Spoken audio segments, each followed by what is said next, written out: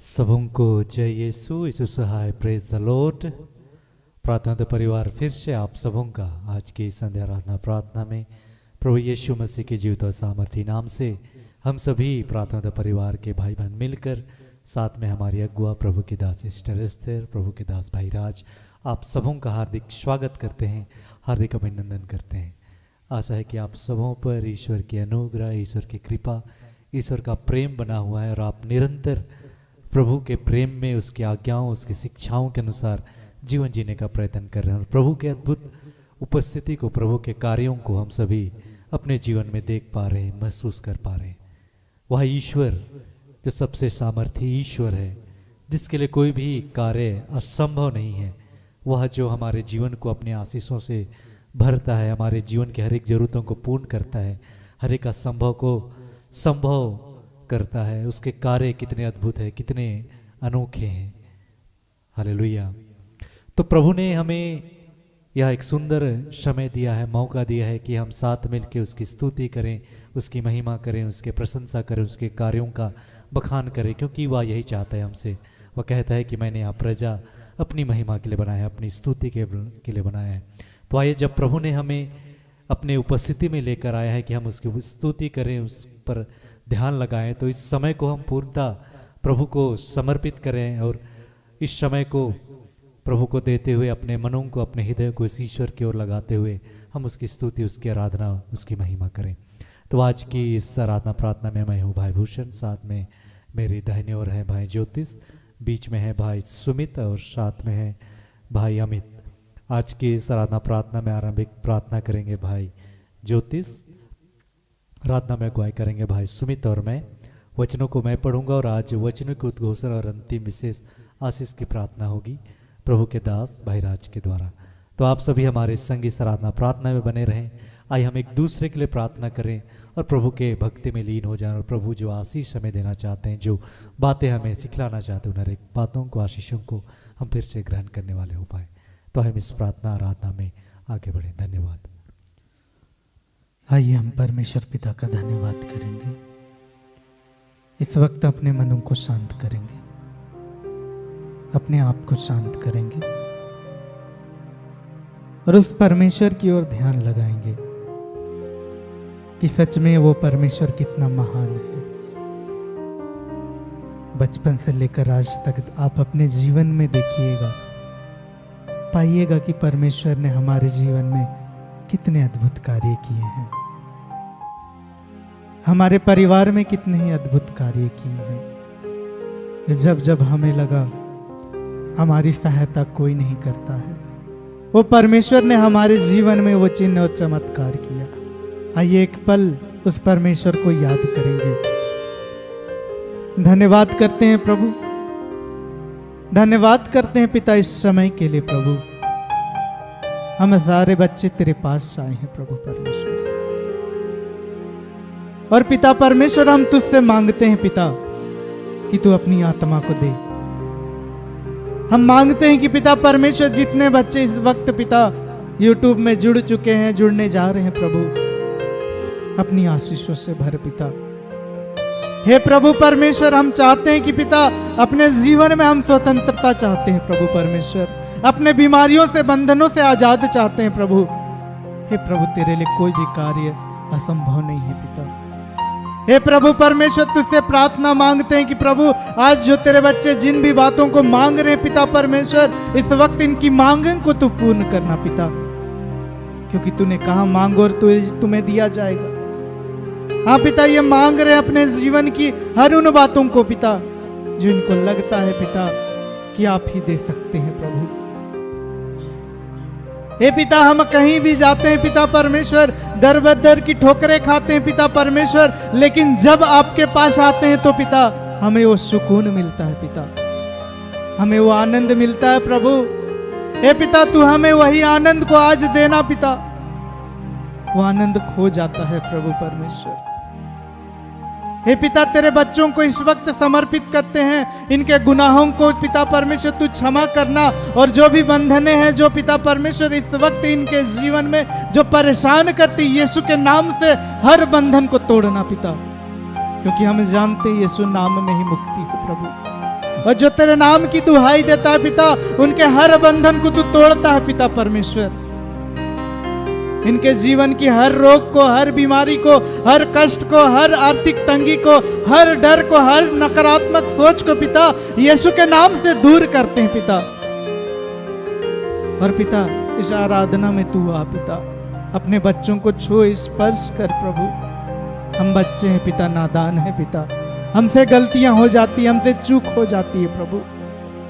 उस चूक की वजह से पिता हमें अपने पवित्र आत्मा से अलग नहीं कीजिए पिता, वंचित नहीं कीजिए प्रभु। हम तेरे बच्चे हैं पिता, तरस खा प्रभु।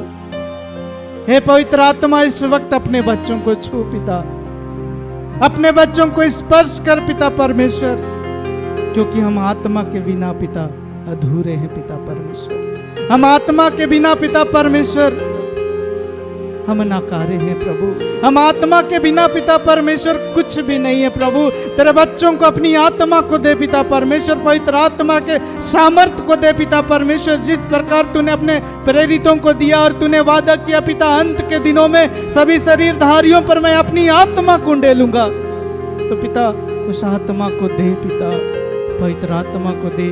तेरी जरूरत है पिता हमें।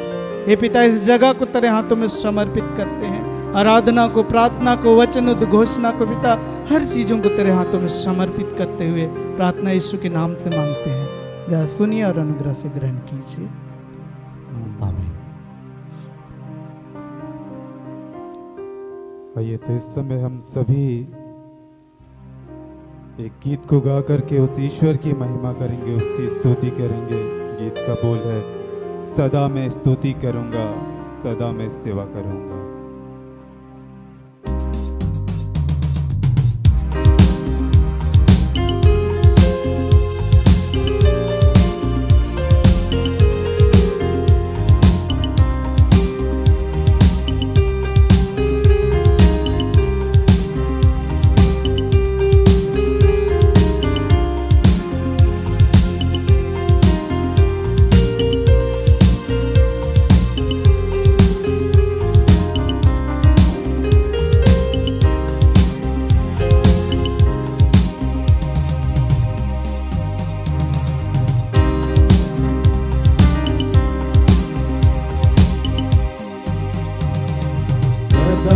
स्तुति करूंगा,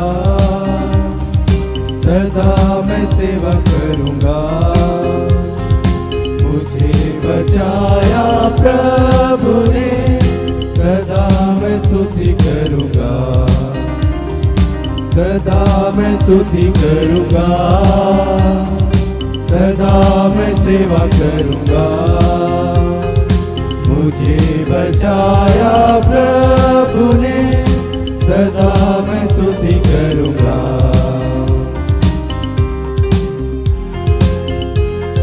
उस समय प्रभु को बोलेंगे कि जब मैं निराशा में था, तूने मुझे आशा दी।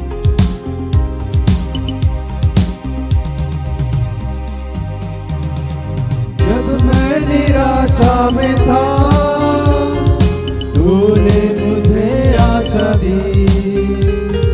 जब मैं निराशा में था, तूने मुझे आशा दी। जगत में आया, जीवन है दिया, मुझे बचाने को। जगत में आया, जीवन है दिया, मुझे बचाने को। सदा मैं स्तुति करूंगा, सदा मैं सेवा करूंगा। मुझे बचाया प्रभु ने, सदा मैं स्तुति करूंगा।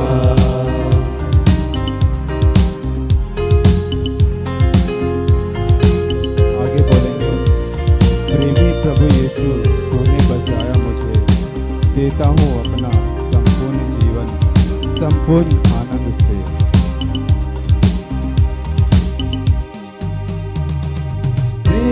प्रभु यीशु, तूने बचाया मुझे।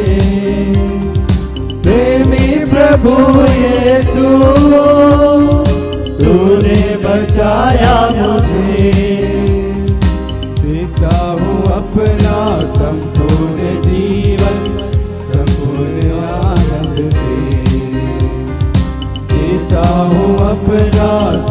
संपूर्ण जीवन संपूर्ण आनंद से सदा मैं स्तुति करूंगा, सदा मैं सेवा करूंगा। मुझे बचाया प्रभु ने, सदा मैं स्तुति करूंगा।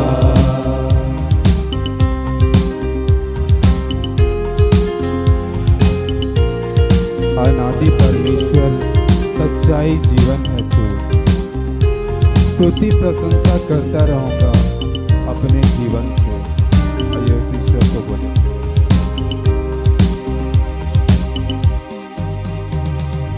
अनादि परमेश्वर सच्चाई जीवन है तू,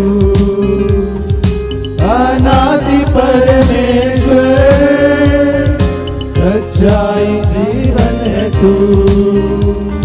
स्तुति प्रशंसा करता रहूंगा अपने जीवन से, स्तुति प्रशंसा करता रहूंगा अपने जीवन से। सदा मैं स्तुति करूंगा, सदा मैं सेवा करूंगा। मुझे बचाया प्रभु ने, सदा मैं स्तुति करूंगा, सदा मैं स्तुति करूंगा, सदा मैं सेवा करूंगा। मुझे बचाया प्रभु ने, सदा मैं स्तुति करूंगा। मुझे बचाया प्रभु ने, सदा मैं स्तुति करूंगा।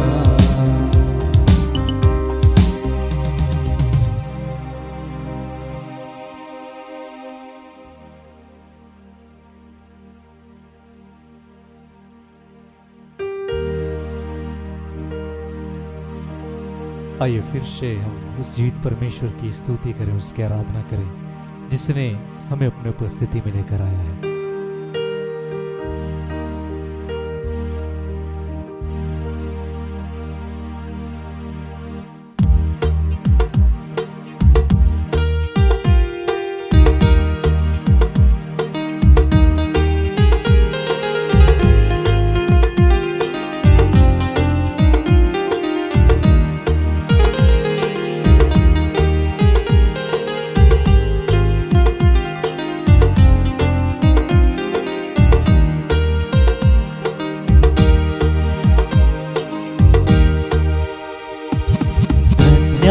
स्तुति गाएं हम अपने प्रभु की स्तुति गाएं, धन्यवाद स्तुति गाएं हम अपने प्रभु की स्तुति गाएं, धन्यवाद स्तुति गाएं हम अपने प्रभु की स्तुति गाएं, धन्यवाद स्तुति गाएं हम अपने प्रभु की स्तुति गाएं।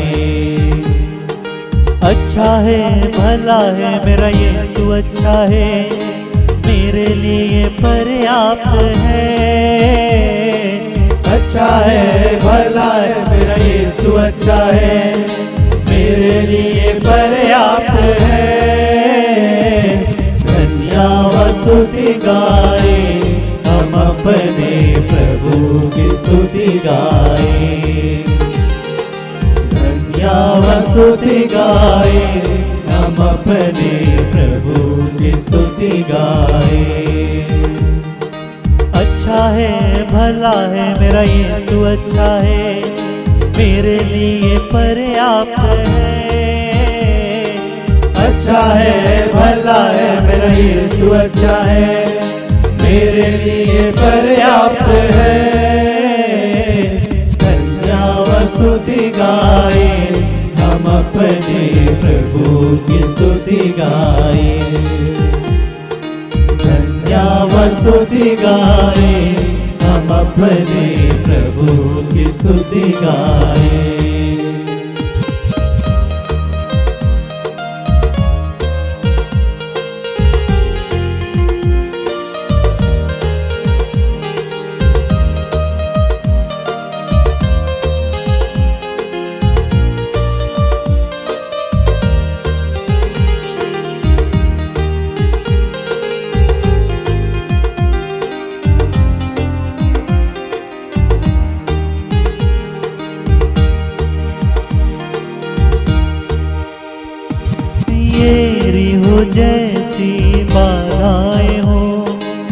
अगुवाई यीशु करेगा। येरी हो जैसी बाधाएं हो, अगुवाई यीशु करेगा। येरी हो जैसी बाधाएं हो, अगुवाई यीशु करेगा। येरी हो जैसी बाधाएं हो, अगुवाई यीशु करेगा। डरना नहीं, घबराना नहीं, स्तुति से हम जय पाएंगे। डरना नहीं, घबराना नहीं, स्तुति से हम जय पाएंगे। धन्यवाद स्तुति गाए, हम अपने प्रभु की स्तुति गाए। धन्यवाद स्तुति गाए, हम अपने प्रभु की स्तुति गाए।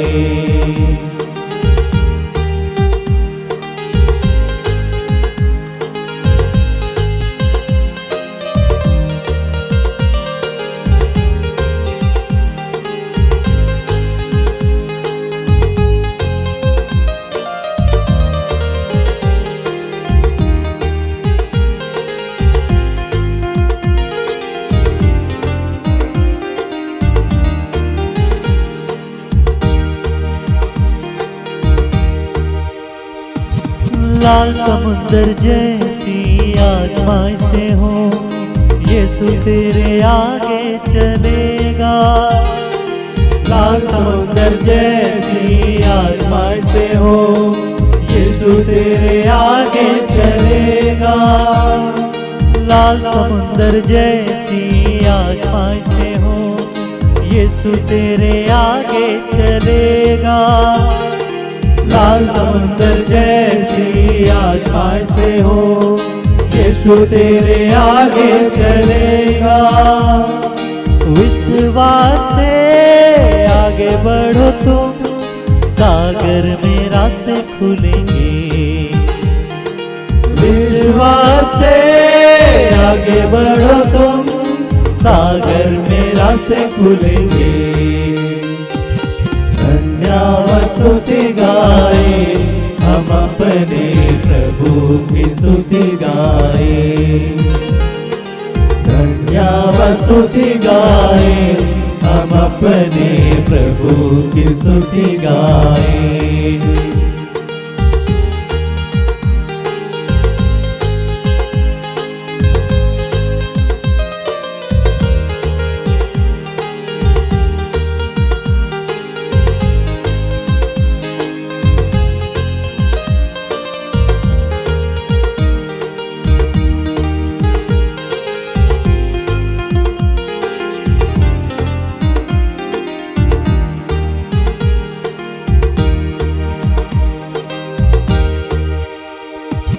शरीर प्राण और आत्मा भी मुश्किल में पड़ जाए तो, शरीर प्राण और आत्मा भी मुश्किल में पड़ जाए तो, शरीर प्राण और आत्मा भी मुश्किल में पड़ जाए तो, शरीर प्राण और आत्मा भी मुश्किल में पड़ जाए तो, स्तुति गीतों को गाने से प्रभु से सामर्थ पाएंगे। स्तुति गीतों को गाने से प्रभु से सामर्थ पाएंगे। धन्यवाद स्तुति गाए, हम अपने प्रभु की स्तुति गाए। धन्यवाद स्तुति गाए, हम अपने प्रभु की स्तुति गाए। अच्छा है, भला है, मेरा यीशु अच्छा है, मेरे लिए पर्याप्त है। अच्छा है, भला है, मेरा यीशु अच्छा है, मेरे लिए पर्याप्त है। स्तुति गाए, हम अपने प्रभु की स्तुति गाए। धन्यवाद स्तुति गाए, हम अपने प्रभु की स्तुति गाए। धन्यवाद स्तुति गाए, हम अपने प्रभु की स्तुति गाए। हम अपने प्रभु की स्तुति गाए।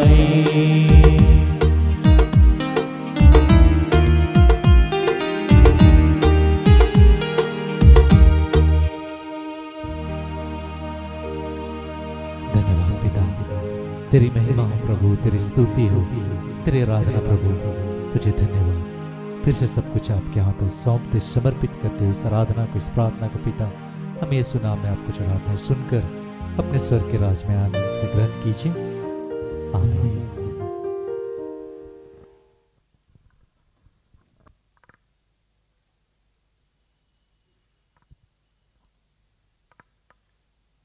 आइए हम आज के लिए ठहराए गए वचन को सुने, जिसे प्रभु ने हमें अपनी बेटी, अपनी दासी, हमारी अगुआ सिस्टर एस्तर के माध्यम से दिया है। आज के लिए ठहराया गया वचन है स्तोत्र ग्रंथ, जिसे भजन संहिता भी कहते हैं। स्तोत्र ग्रंथ 107 वचन संख्या 35 से लेकर 43 तक। वचन ऐसा कहता है, वह मरुभूमि को जलाशय और सूखी जमीन को जल स्रोत बना देता है। वहाँ वह भूखों को बसाता है और वे उसमें अपने लिए नगर बनाते हैं। वे खेत बोते, दागबारी लगाते और उनसे अच्छी फसल पाते हैं। ईश्वर उन्हें आशीर्वाद देता है, उनकी संख्या बहुत अधिक बढ़ती है। वह उनके पशुधन का ह्रास नहीं होने देता। बाद में उनकी संख्या घट जाती है और वे अत्याचार, विपत्ति और दुख के कारण दब जाते हैं। वह उनके शासकों को नीचा दिखाता और उन्हें पत्तवहीन बंजर भूमि में भटकाता है। किंतु वह दरिद्रों का दुख दूर करता और उनके परिवारों को झुंड की तरह बढ़ाता है। धर्मी यह देखकर आनंदित होते हैं और विधर्मियों का मुंह बंद हो जाता है। जो बुद्धिमान है वह इन बातों पर ध्यान दे और प्रभु की अनुकंपा का मनन करे। यहाँ तक यह प्रभु की वाणी है। ईश्वर को धन्यवाद।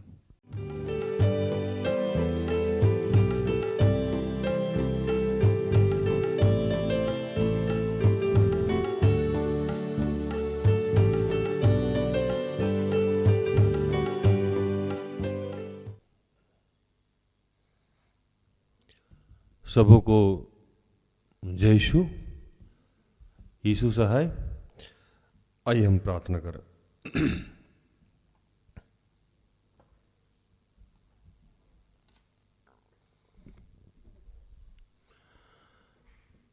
कि हे दयालु पिता, हे स्वर्ग और पृथ्वी के सृजनहार, हे हम सबके रचयिता, हम तेरा धन्यवाद करते हैं आज के सुंदर और आशीषित दिन के लिए जो तूने एक नए अध्याय के रूप में हमारे जीवन से जोड़ दिया।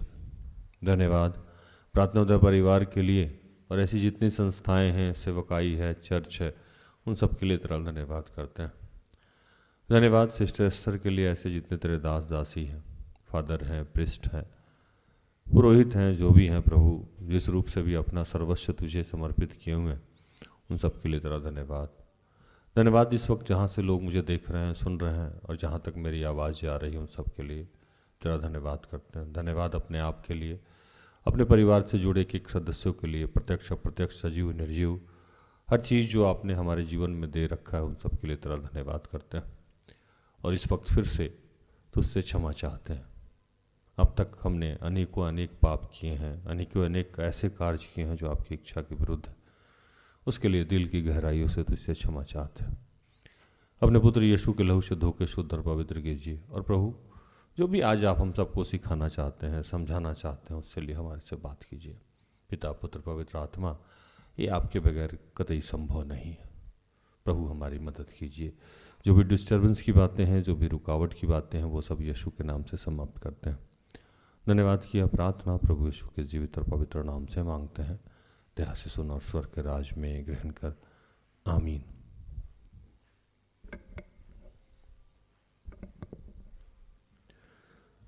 आज जो वचन मिला हम लोगों को वो भजन संगीता, जिसे दूसरे बाइबल में स्तोत्र ग्रंथ कहते हैं, 107 35 से लेकर 43 तक। वह जंगल को जल का ताल और निर्दल देश को जल के सोते सोते कर देता है, और वहाँ वो भूखों को बसाता है कि बसने के लिए नगर तैयार करे और खेती करे और दाख की बारियां लगाए। वो भांति भांति का फल उपजा ले। वह उनको ऐसा आशीष देता है कि वो बहुत बढ़ जाते हैं, और उनके पशुओं को भी वह घटने नहीं देता है। फिर अंधेरे, विपत्ति और शोक के कारण वे घटते और दब जाते हैं, और वह हाकिम को अपमान से लाद कर मार्ग रहित जंगल में भटकाता है। वह दरिद्रों को दुख से छुड़ाकर ऊंचे पर रखता है, और उनको भेड़ों के झुंड सा परिवार देता है। सीधे लोग देखकर आनंदित होते हैं, और सब कुटिल लोग अपने मुंह बंद करते हैं। जो कोई बुद्धिमान हो वो इन बातों पर ध्यान करे, और यहोवा की करुणा के कामों पर ध्यान करेगा।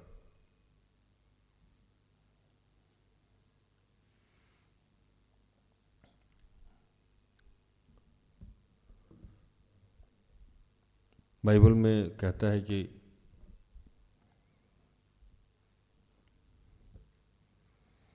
जो कोई बुद्धिमान हो वह इन बातों पर ध्यान करेगा।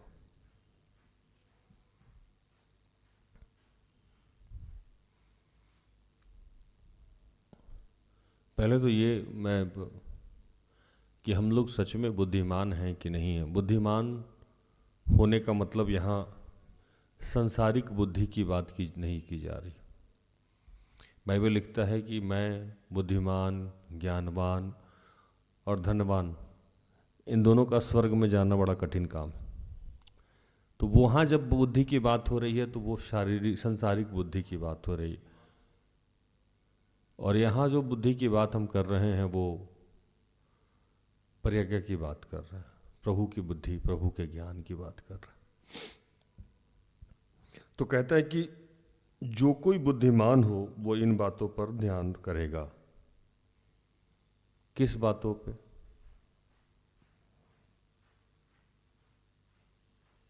तो ईश्वर के सामर्थ्य पे, उसके करुणा पे, उसके काम करने के तरीके पे। जितने भी लोग प्रभु के प्रज्ञा से चलने वाले लोग हैं, या प्रभु के भय मानने वाले लोग हैं, या प्रभु के बुद्धि और ज्ञान को समझने वाले लोग हैं, वो निरंतर इन बातों पे ध्यान लगाते हैं और किसी बात पे ध्यान नहीं लगाते।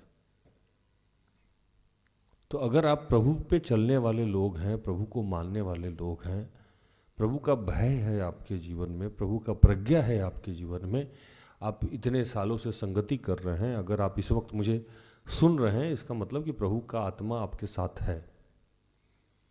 और सुन रहे हैं तो इसका मतलब प्रभु की प्रज्ञा है, तभी आप मुझे सुन रहे हैं, नहीं तो मुझे क्यों सुनना है आपको। एक वक्त आराम से अपने घर परिवार में बैठ के, या कोई रोल खाता होता जाके फास्ट फूड काउंटर पे, क्या सुन रहे, तो मुझे सुन रहा है इसका मतलब कि साधारण भाषा में अगर मुझे झेल रहा है इसका मतलब कि कहीं ना कहीं प्रभु का आत्मा। देखिए बच्चे हैं ठंडा में, कितने सारे नौजवान बच्चे हैं जो गर्लफ्रेंड बॉयफ्रेंड के साथ अभी स्कूटी पे होंगे मोमो के काउंटर पे। इसका मतलब है ना, कुछ लोग अपने पत्नी के लिए सब्जी काट रहा होगा, कुछ लोग अपना बच्चा पढ़ा रहा होगा, लेकिन आज भी आप मुझे सुन रहे हैं, इसका मतलब कहीं ना कहीं कुछ तो है, कुछ तो कनेक्शन है प्रभु का आपको। तो आपको क्या ध्यान देना है और क्या ध्यान नहीं देना है, इस पे भी समझना चाहिए। कुछ चीजों को हमें इग्नोर करना चाहिए हर वक्त, और जब तक हम इग्नोर करना नहीं सीखेंगे, जैसे देखिए बाइबल एक बताती है बातें कि तुम्हारी बातें हाँ की हाँ और ना की ना हो। तो कई बार मैं बोलता हूँ कि कभी ना भी बोलना सीख लें आप लोग, हाँ ही बोलना सीखते हैं, है ना। अभी कुछ देर पहले एक बच्ची आई मेरे पास, वो मेरा डेस्कटॉप का काम देखती है, मॉर्निंग शिफ्ट में वो आती है। तो बोली कि भैया, बड़ा प्यार से बोलती, भैया हम कि बाबू सोना, मैं अपना साइकिल दे दूं। मैंने कहा किसको? तो मेरी पड़ोसी जार ढोने के लिए साइकिल मांग रही थी। मैंने कहा प्रार्थना उद्धार तुमको जार ढोने के लिए दिया है साइकिल। अब देखो लेडीज साइकिल है, जार वो पहले भी ढोई हुई है, किसी का पता नहीं, तो हम लोग क्या किए बच्चे को दे दिए, छोटी बच्ची, अब कितना आएगी जाएगी, तो साइकिल प्रभु ने दिया उसको। अब जार ढोने का, अब उसके दिमाग में, पवित्र आत्मा बता रहा था कि इसके दिमाग में चल रहा होगा कि पड़ोसी प्रेम मेरा खराब हो जाएगा, कैसे मना कर दे हम, है ना। तो मैंने कहा ये जार ढोने का चीज़ है। कल के डेट में कोई कार आके हमारा मांगे और बोले कि भैया जरा सीमेंट लेके जाना है, 10 बोरा दे दीजिए, है ना। और अगर हम बोले कि नहीं देंगे तो मतलब हम प्रभु के दास नहीं। तो कहीं कहीं आपको ना बोलना है, ना नहीं बोल पाते हैं इसका मतलब आप प्रभु के प्रज्ञा से नहीं चलते। ना बोलते हैं इसका मतलब आप प्रभु के प्रज्ञा से चलते हैं। ये कंफ्यूजन है लोगों को कि हम, जो आदमी हर बात में हाँ बोलता है वही अच्छा आदमी नहीं। हर बात में अच्छा हाँ बोलने वाला अच्छा व्यक्ति कैसे हो सकता है? फिर तो उसको सही गलत की पहचान ही नहीं होगी। और इंसान की प्रवृत्ति है ना नहीं सुनना चाहता। अगर आप अपने बेटा को या बेटी को हर बात में हाँ ही बोलेंगे तो आपका बेटा लायक होगा कि नालायक होगा? अरे भूषण में नालायक हो जाएगा, है ना। आपकी पत्नी को हर बात में आप हाँ ही बोलेंगे, तिजोरी सब खाली हो जाएगा। दिन रात अपर बाजार में मिलेगा महिला लोग, या साड़ी के दुकान पे या शॉपिंग के दुकान पे, क्या मित्र। आजकल बच्चों को अगर हर बात में हाँ बोलिए तो हमेशा चाउमीन फास्ट फूड ही खाता मिलेगा, चिप्स उसके हाथ में चाहिए। यहाँ तो हमारे पास बूढ़े बच्चे भी है, सामने दिख रहा है व्हाइट मफलर में, उसको चिप्स और चॉकलेट का अलावा कुछ समझ में नहीं आता, पूरा सैलरी चिप्स में खर्चा कर देता है। क्या रेनू सही बोल रहा है ना। तो ऐसे ऐसे बच्चे हैं, रिचार्ज नहीं है लेकिन चिप्स खाना जरूरी है। तो ना बोलना भी इंपॉर्टेंट पार्ट है। वैसे ही कुछ बातों को बाइबल बताता है कि नहीं देखना भी इंपॉर्टेंट बात है। अब उदाहरण स्वरूप आगे बढ़ने से पहले,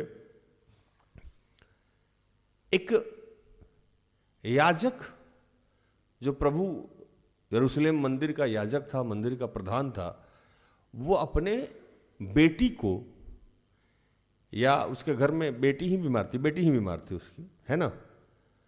और प्रभु यीशु के पास गया और बोला कि प्रभु मेरे घर चलिए।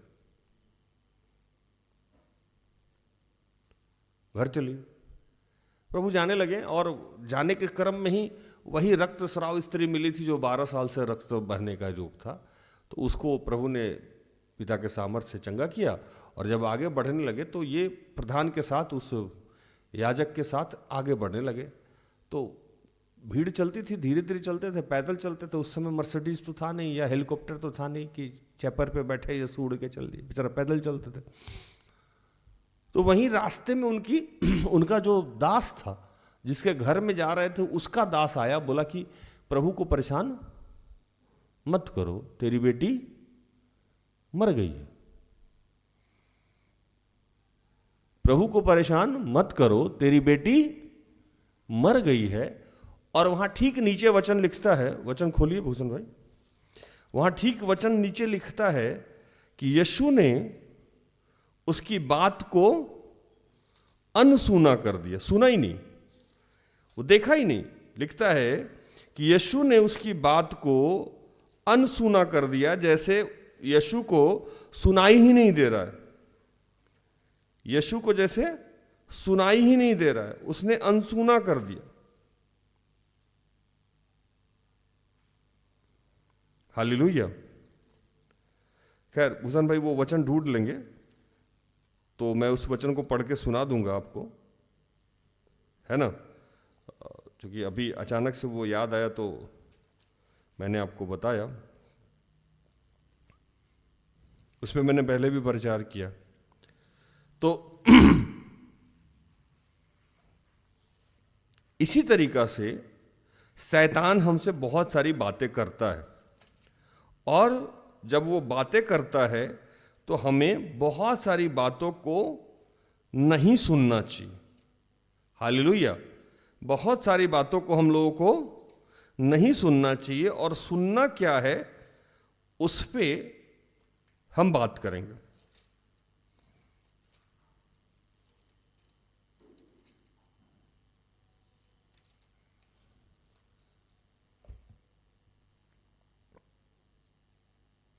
हर वक्त हमें यह ध्यान रहना चाहिए कि हमारे जीवन में जो शक्ति काम करता है वो बहुत शक्तिशाली है।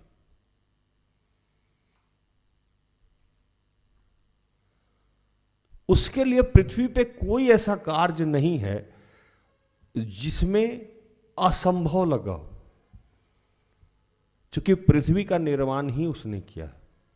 लिखता है कि वह जंगल को जल का ताल और निर्जल देश को जल के सोते कर देता है।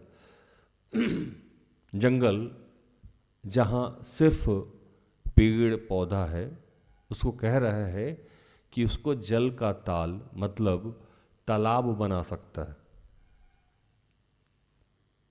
और बनाता है। और आगे लिखता है वह निर्जल देश को जल के सोते का, जहां वैसा निर्जल मतलब मरुस्थल जहां पानी नहीं मिलता है, उसको भी पूरा पानी से लबालब कर देता है। और वो भूखों को बसाता है। अब वैसे आदमी को वहां ले जाके बसा दिया जिसके पास खाने पीने के लिए भी कुछ भी नहीं है, उससे खेती करवाता है, और वो खेत की उपज को इतना बढ़ाता है जितना कि आप सोच नहीं सकते हैं। वो भूखों को बसाता कि बसने के लिए नगर तैयार करे और खेती करे और दाख की बारियां लगाए और भांति भांति के फल उपजा ले, और वो उनको आशीष देता, वे बहुत बढ़ जाते और उनके पशुओं को भी वो घटने नहीं देता।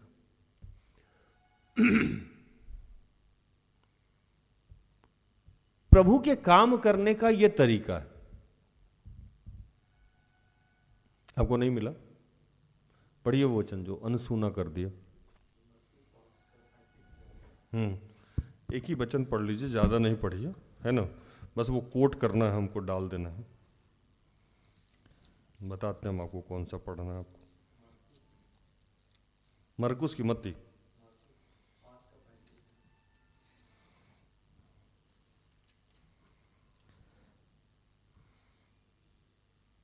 मार्कुस अध्याय 5:35 से आगे।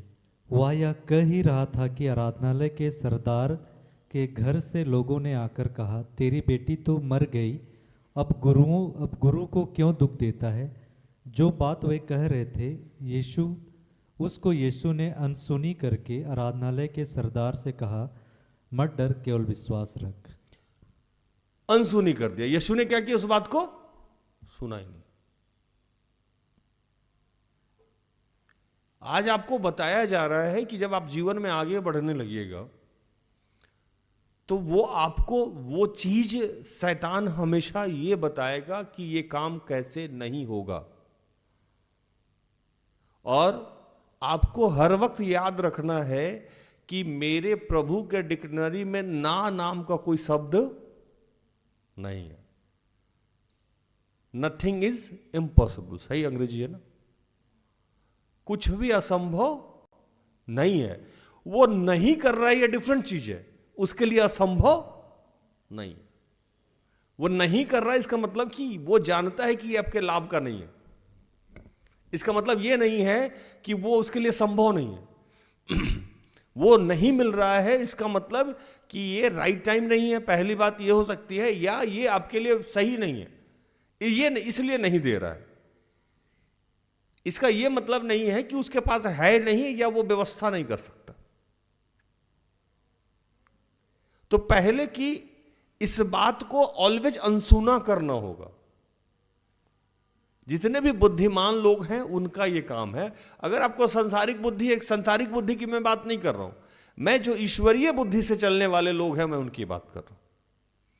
अगर आप ईश्वरीय बुद्धि से चल रहे हैं, अगर आप संगति में हैं, अगर आप नित्य प्रार्थना में लगे हुए हैं, अपने जीवन को बदलना चाह रहे हैं और फिर भी आपके जीवन में बदलाव नहीं हो रहा है किसी ना किसी वजह से, तो शैतान आपसे बात करेगा। आपकी दुर्बलता की वजह से हो रहा है, ऐसे हो रहा है, उसका ऐसे हो गया, मेरा तो हुआ नहीं।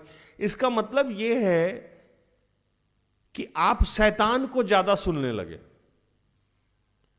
अगर आप परेशानी में हैं तो भूषण भाई, किसको ज्यादा सुनने लगे? शैतान। अगर आप पवित्र आत्मा को सुनते तो पवित्र आत्मा आपको बताता कि मेरे पिता के यहां किसी भी भली वस्तु की घटी नहीं है। पवित्र आत्मा आपको पुराना नियम याद दिलाता, नया नियम याद दिलाता, वैसे तमाम लोगों को आपके आसपास लेके जाता जो भूखे थे, नंगे थे, कमजोर थे, दुर्बल थे, और प्रभु ने उन्हीं को बसाया है, उन्हीं को सेटल किया है, उन्हीं को ऊपर उठाया है। इसीलिए यीशु आया। यीशु के काम करने का एक तरीका है, वो स्वीकार करता है, और शैतान के काम करने का तरीका है, वो अस्वीकार करता है। अच्छा लाइन था ना अमित भाई? यीशु के काम करने का तरीका वो स्वीकार करता है, शैतान के काम करने का तरीका वो अस्वीकार करता है। यीशु आपको किसी भी अवस्था में स्वीकार करता है। मैं एक बहन के साथ बैठा, काफी अरसों के बाद, 2-4 मिनट बैठा होगा। मैंने उसको कहा कि हमें हर लोगों को स्वीकार करना चाहिए। भूषण भाई, ये किसका गुण है? ईश्वरीय गुण है। आज अगर कोई हिंदू आता है हमारे यहां, हम उसको स्वीकार नहीं करते हैं तो ईश्वरीय गुण नहीं है। ईश्वरीय गुण यह है कि हमको उसी अवस्था में उसको स्वीकार करना है। मैंने उसको उदाहरण दिया कि मैं जिस स्थिति में था, मैं नशा करता था, मैं व्यभिचार में था, मैं गुंडा था, आवारा था, मवाली था, जो भी था, मैं जब सिस्टर एस्थर के पास आया, सिस्टर एस्थर ने मुझे स्वीकार किया। सिस्टर एस्थर जिस अवस्था में थी, गरीब थी, कंगाल थी, बदहाल थी, कोई पूछने वाला नहीं था, माँ बाप नहीं था, भाई नहीं था, कोई नहीं था, प्रभु ने क्या किया? उसे स्वीकार किया। उन्होंने ये सीख लिया कि जैसे प्रभु ने मुझे स्वीकार किया, वैसे मुझे भाई को स्वीकार करना है। उन्होंने मुझे स्वीकार कर लिया यथावत, कुछ भी बदलना नहीं है। आप किसी को बदल के स्वीकार नहीं करना है, पहले उसको स्वीकार करना है, बदलाव उसमें अपने आप आ जाएगा। इसीलिए कहता है कि प्रेम सारे पापों को ढक देता है। तो उसको जब आप स्वीकार करेंगे, वो आदमी एक दिन करके बदल जाएगा। नहीं बदलेगा तो वो अपना जाने, प्रभु की तरफ से आप तो हाथ धो लिए, है ना? तो जब हम किसी को स्वीकार करते हैं तो उसकी बुराई हमको नहीं दिखती है। ये अजीब बात है कि जितने भी प्रभु के आत्मा से चलने वाले लोग होंगे, उनको सामने वाले के जीवन में बुराई नहीं दिखेगी, या यूं कहें कि सिर्फ बुराई नहीं दिखेगी। हम लोगों को, मुझे, सिस्टर एस्थर को, सामने जो व्यक्ति बैठा हुआ है उसकी अच्छाई हमें ज्यादा दिखाई देती है। बुराई पे भी हम बात करते हैं, लेकिन बुराई हमें इसलिए बताना पड़ता है क्योंकि प्रभु कहता है कि ये बता। अगर प्रभु कहे कि मत बता तो हम लोग नहीं बताएंगे, लेकिन प्रभु कहता है कि ये उजागर कर ताकि वो उस पर संशोधन कर ले, तो हमारी मजबूरी हो जाती है कि हमको बताना पड़ता है। नहीं तो उस व्यक्ति में हम लोगों को सिर्फ अच्छाई दिखाई देती है। क्यों? तो प्रभु का आत्मा हम पे है। प्रभु का आत्मा कहता है कि जैसे है वैसे स्वीकार कर। तो जब जैसे है वैसे स्वीकार करने के लिए हमें प्रभु क्या, उसका क्या दिखाएगा? अच्छाई दिखाएगा, तभी तो हम स्वीकार करेंगे। अगर उसका बुराई दिखाता तो हम स्वीकार करते नहीं। लेकिन हम लोगों को एक पार्ट है, जैसे अभी कुछ दिन पहले प्रभु का आत्मा बताया कि एक बहन मेहंदी लगा सकती है, उसका अच्छाई दिखा दिया। हमने कहा लगा ले भाई। वो बोला कैसे लगाएंगे? लगा तू, है ना? भूषण भाई हमारे पास है, प्रभु का आत्मा बताया कि कीबोर्ड बजा सकता है, उसकी अच्छाई स्वीकार कर। अब ये बीमार है ये नहीं बताया गया, है ना? यहां जितने बच्चे आए हैं वो कोई रूड होंगे, कोई बदतमीज होंगे, कोई झगड़ालू स्वभाव के होंगे, कोई लाउड होगा, कोई व्यभिचार में गिरा होगा, कोई दुष्ट आत्मा से गिरफ्त में होगा, कोई त्रस्त होगा माँ बाप से। कोई भी ऐसा व्यक्ति या महिला या लड़की या बच्चा या बूढ़ा हमारे सेवकाई से ऐसा जुड़ा नहीं है जो हमारे टीम में काम करता है, जो एज प्रेजेंट काम करता है, जिसके जीवन में ऐसी कोई बहुत मेजर समस्या नहीं होगी जिसकी वजह से वो मेरे पास आया होगा। भूषण भाई राइट? वो मेजर आपको बेशक अभी नए हैं, अगर कुछ लोग तो लगता है कि पुराना लोग धर्मी था, धर्मी नहीं था, वो आपसे बड़ा आतंकवादी था। तो उसको sister Esther as it is स्वीकार की। ऐसा थोड़ी था कि पहले उसको धोया, साबुन लगाया, नहाया, वो ठीक हो गया। तो नहीं, उसको स्वीकार किया और इतना प्रेम किया कि प्रेम करते करते वो व्यक्ति बदला। ये अभी बदलने के प्रोसेस में, अभी भी बीच बीच में आपको दिखेगा उसका तांडव, अचानक से उग्र रूप में चला आता है। तो हम लोग हाथी रखे हुए हैं, हाथी और ऊंट का कॉम्बिनेशन है। जैसे हाथी सनकता है तो ऊंट को साथ में रखा जाता है। आप देखे होंगे, कई बार हम बोले कि जहां 10-20 हाथी चलता वहां एक ऊंट भी चलता है। तो हम लोग हैं इसीलिए कि जब वो सनका तो उसको ठीक करना।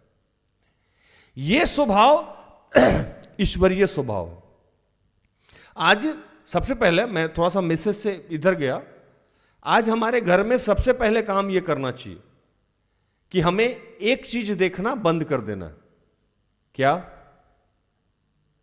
लोगों के अंदर बुराई, लोगों की अच्छाई को हम ज्यादा देखें। यह ईश्वरीय गुण है। आज सारे रिश्ते ऑटोमेटिक सुधरने लगेंगे। आज हम देखते हैं कि सामने वाले ने हमारे लिए क्या नहीं किया, यह हम देखते हैं। हम यह नहीं देखते हैं कि उसने हमारे लिए क्या क्या किया। हालेलुया। तो जब हम किसी समस्या में हो, जब हम किसी दुख में हो, तो शैतान हमसे यह कहता है कि यह प्रभु द्वारा नहीं होगा, या आपको इसलिए नहीं मिल रहा है कि आप पुराने फलाने पाप से गिरे हो, या आप में यह समस्या है। तो वहां प्रभु के सामर्थ्य को पवित्र आत्मा आपको याद दिलाएगा कि देखो, तुम्हारा जो प्रभु है वो जंगल में भी तालाब बना सकता है, वो ये सूखे रेत पे भी ये बना देता है, और वो ऐसे लोगों को ही चुनता है जो भूखे हैं, नंगे हैं, गरीब हैं, परेशान हैं, वहां ले जाके उनसे खेती कराता है और खेती की उपज को बढ़ाता है। हालेलुया। वहां ले जाके उनसे खेती कराता है और खेती की उपज बढ़ाता है और उनके पशुओं को भी बढ़ाता है। अब सेंस क्या है? सेंस ये है कि जब प्रभु काम करता है, तो मैं बार बार पहले कहता था कि उसमें लॉजिक नहीं मैजिक होता है। ईश्वर जब काम करता है तो क्या होता है उसमें? मैजिक। आप लॉजिक ढूंढ रहे हैं, वो मैजिक होता है। अब मैजिक कैसे? अब को लाल समुंदर की कहानी बताई। किसी भी व्यक्ति से, पढ़े लिखे एजुकेटेड पीएचडी होल्डर आदमी से जाके कहिए कि समुद्र को 2 भाग में मेरे प्रभु ने बांट दिया, वो क्या करेगा? कान पकड़ेगा आपको, बोले निकल यार, समझ लिया हम, जानते हैं इस बात को, क्योंकि इसमें कोई लॉजिक नहीं है, ये अनप्रैक्टिकल चीज है। तो जब वो बोला कि मैं जानता हूं ये अनप्रैक्टिकल चीज है, तो आपको उसकी बात को सुनना नहीं है, नहीं है, क्योंकि उसको पता ही नहीं है। उसको इसलिए पता नहीं है कि वो संसारिक बुद्धि से चल रहा है। तो संसारिक बुद्धि वालों के लिए ये किताब क्या है? क्या है ये? व्यर्थ की बातें, उपन्यास, किस्से और कहानी। लेकिन जो प्रभु के विश्वास से जीता है, जो प्रभु के प्रज्ञा से चलता है, उसके लिए क्या है? जीवित वचन। फर्क समझ में आ गया? जो प्रभु के विश्वास पे चलता है, प्रभु के प्रज्ञा से चलता है, उसके लिए ये जीवित वचन है। जो प्रभु के विश्वास में नहीं है, प्रभु के प्रज्ञा से नहीं चलता है, जो संसारिक बुद्धि से चलता है, उसके लिए एक किताब है। हालेलुया। जैसे देवदास, जैसे और बाकी पुस्तक, किस्से, कहानियां, हिस्ट्री, ज्योग्राफी की जो पहले की किताबें होती थी, वो ऐसी किताब। लेकिन हमारे और आपके लिए नॉर्मल किताब नहीं। तो आपको कुछ चीजों को अनसुना करना होगा और आपको प्रभु के सामर्थ्य को पहचानना होगा। प्रभु के सामर्थ्य को पहचानने के लिए जब भी आपको से नकारात्मक शक्ति या नकारात्मक लोग बुरे नहीं होते हैं, उनको यह जानकारी ही नहीं है कि अच्छाई और सच्चाई क्या है, उनको यह जानकारी ही नहीं है कि प्रभु काम कैसे करता है, तो उनको हम बुरा कैसे बोल सकते हैं? उन्होंने कभी ना देखा है ना सुना है। तो जब हमने ना देखा है ना सुना है, जैसे एक उदाहरण दे रहे हैं हम आपको। अगर मान लीजिए कि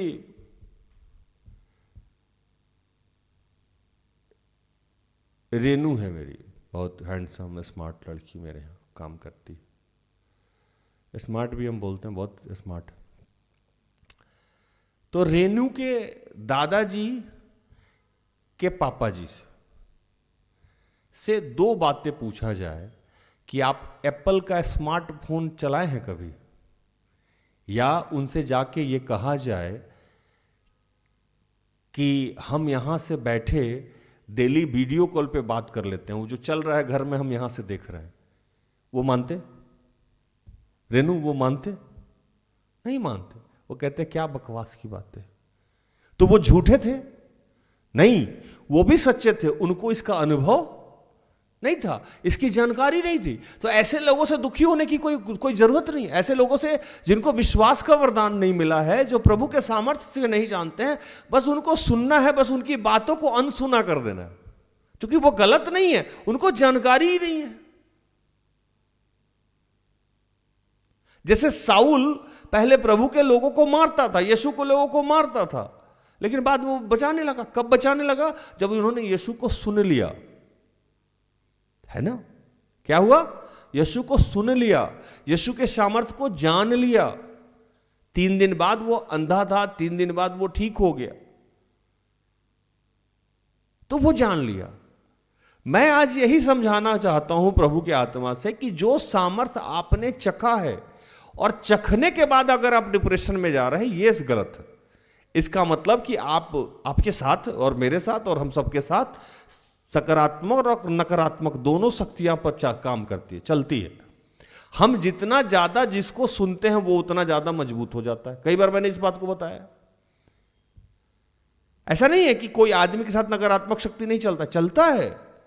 यीशु को भी पकड़ के लेके गया था, अयूब को भी शैतान पकड़ा हुआ था।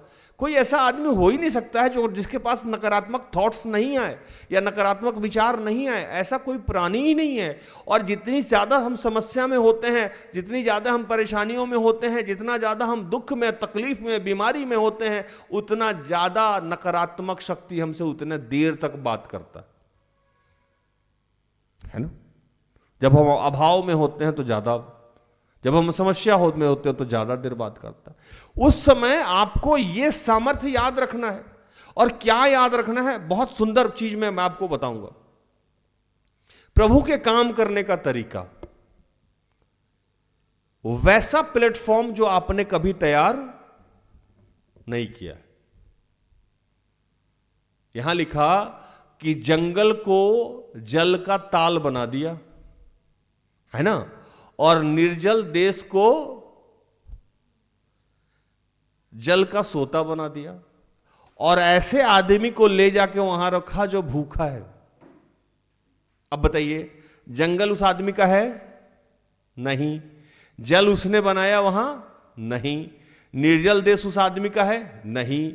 उसने तालाब बना, जल वहां बनाया? नहीं। लेकिन उस भूखे आदमी को, जिसके पास कुछ नहीं था, वहां ले जाके उसको खेती करने के लिए दिया।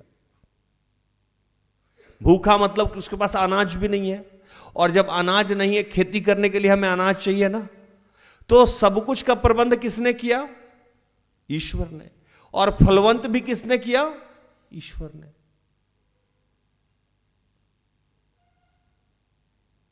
अब जैसे बता रहा, और सरल करते हैं इसको। मैं बचपन से गरीब था, अब गरीब नहीं हूं।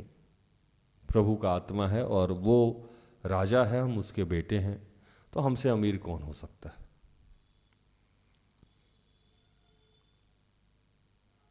जब मैं पढ़ाई छोड़ के बिजनेस करना चाहा तो मेरे पास पैसा नहीं था। मैंने बैंक से लोन लिया। और कैसे लोन लिया? अपना बोर्ड का सर्टिफिकेट मॉर्गेज करके।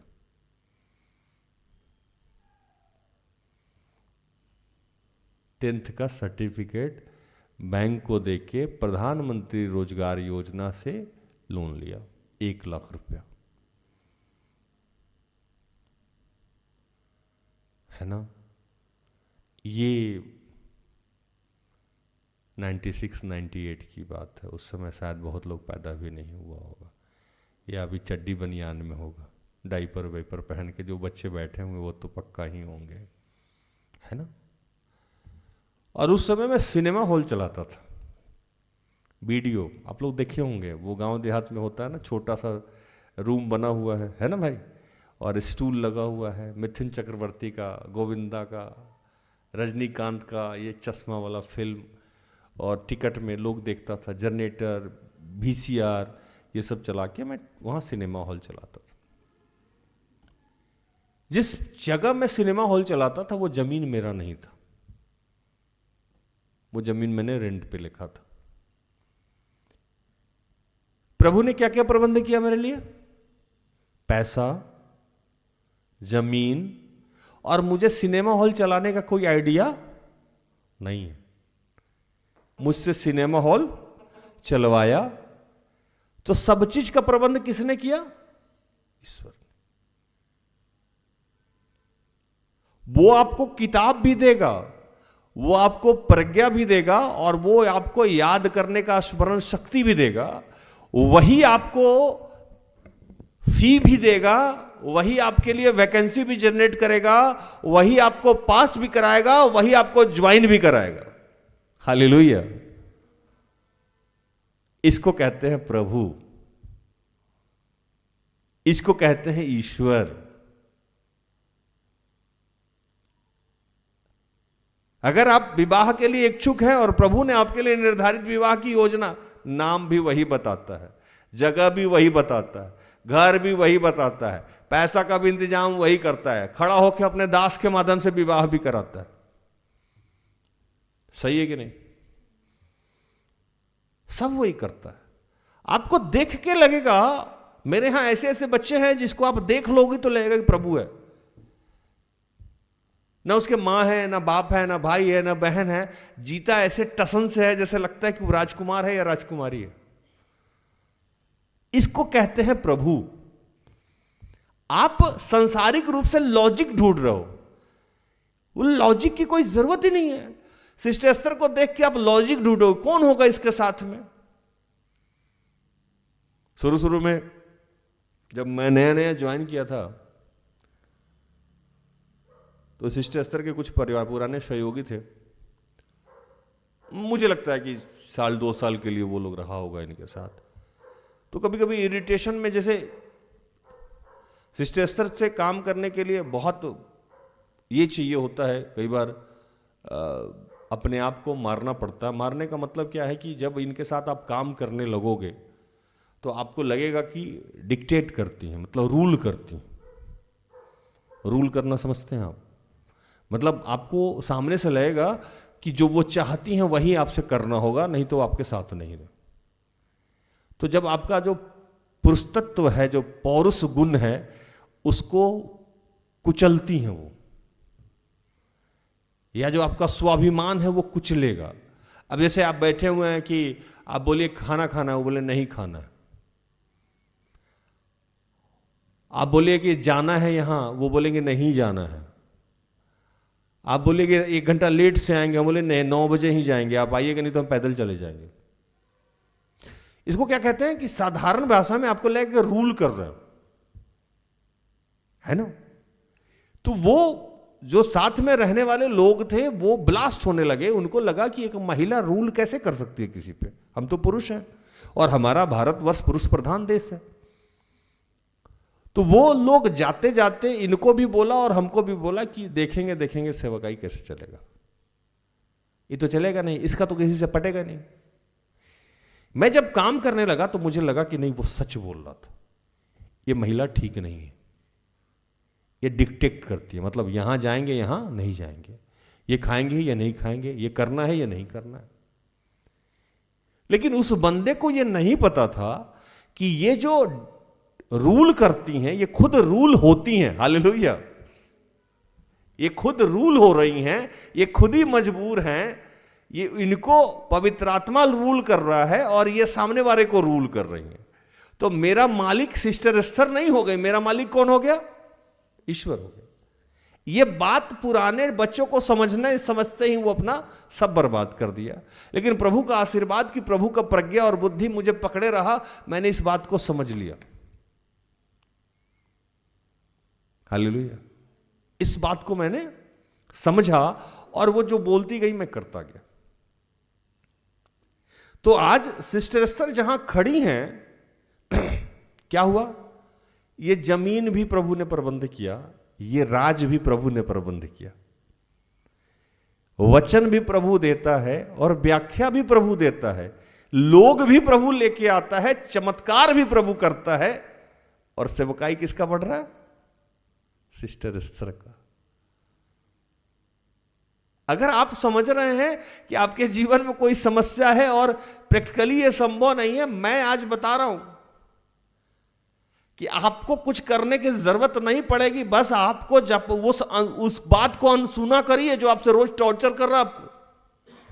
अगर आपके लिए कोई चीज उचित है और सच में उचित है और आप प्रभु में चलने का प्रयास कर रहे हैं तो वो खुद ब खुद हो जाएगा। उसके लिए आपको कुछ करने की जरूरत नहीं होगी।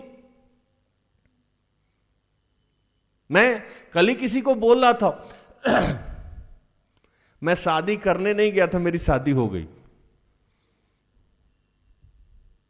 मैं अपनी बात बताता हूं, मैं शादी करने नहीं गया था, पति भी सुन रही होंगी, और शादी हो गई। पता ही नहीं था कि उस साल मेरी शादी भी हो गई। 4 दिन पहले पता नहीं था कि मेरी शादी होने वाली है और मेरी शादी हो गई।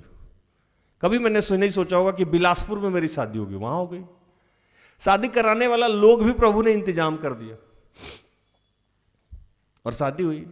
बचपन से बोलता था, अरे अब शादी वादी में ना ये घोड़ा बैल बाजा बाराती बहुत बकवास लगता है, झूठ मूठ लोग पैसा खर्चा करता है।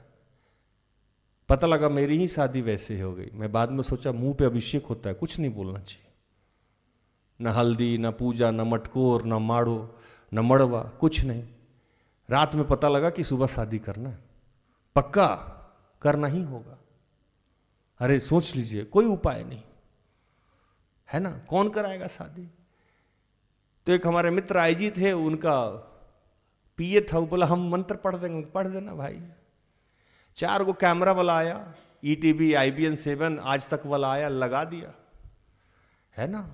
मेरा छोटा भाई था, वो भी रो रहा था, हम भी रो रहे थे, और पत्नी भी मेरी रो रही थी, क्योंकि शादी करना पड़ रहा था। हम लोग सोच नहीं रहे थे कि शादी करना पड़ा।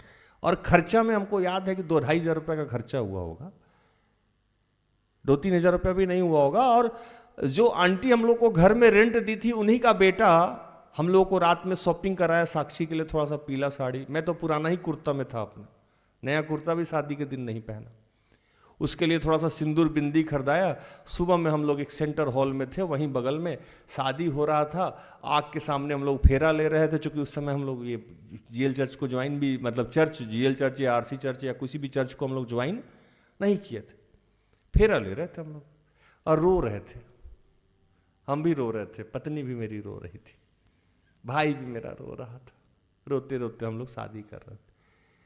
वो जितने लोग आए थे उन्हीं के लिए पैकेट बना हुआ था, 2-4 मिठाई और रसगुल्ला। 10-15 लोग होंगे, वह उससे भी कम लोग होंगे, उन्हीं को मिठाई दी। शादी संपन्न हुआ। आप दोनों आज से पति पत्नी। बाद में मैंने सोचा कि मेरा ही मुझे मेरी ही भविष्यवाणी कर रहा था कि तुम ऐसे शादी करो। शादी हो गई। क्या मैं करने नहीं गया था, प्रभु ने करा दिया। अगर आपके जीवन के लिए कोई निर्धारित प्रभु की योजना है, आपको कुछ करने की जरूरत नहीं पड़ेगी। प्रभु बहुत शक्तिशाली है। लास्ट ईयर मैं अपने एक भाई गाड़ी ले रहे थे, हमको बोले भैया गाड़ी आप ही बैठिएगा, आप और दीदी पहले बैठेंगे। मैंने कहा ले लीजिए ना, यहाँ आइएगा प्रार्थना। नहीं, दोनों मियाँ बीवी एकदम जिद में, पहले आप ही लोग बैठिएगा। मैंने कहा ठीक है भाई चलिए। उनकी गाड़ी खरीदने गए, जो खरीदने रहा, भैया आप अपना गाड़ी बदल लीजिए। मैंने कहा अरे यार पैसा नहीं। अरे बदल दीजिए बदल दीजिए। पता लगा मैं गाड़ी खरीदने नहीं गया था, गाड़ी ले ली। कोई मानता ही नहीं इस बात। मेरे जीवन में हर काम वैसे ही होता है, मैं करने कुछ और जाता हूं, कर कुछ और लेता हूं।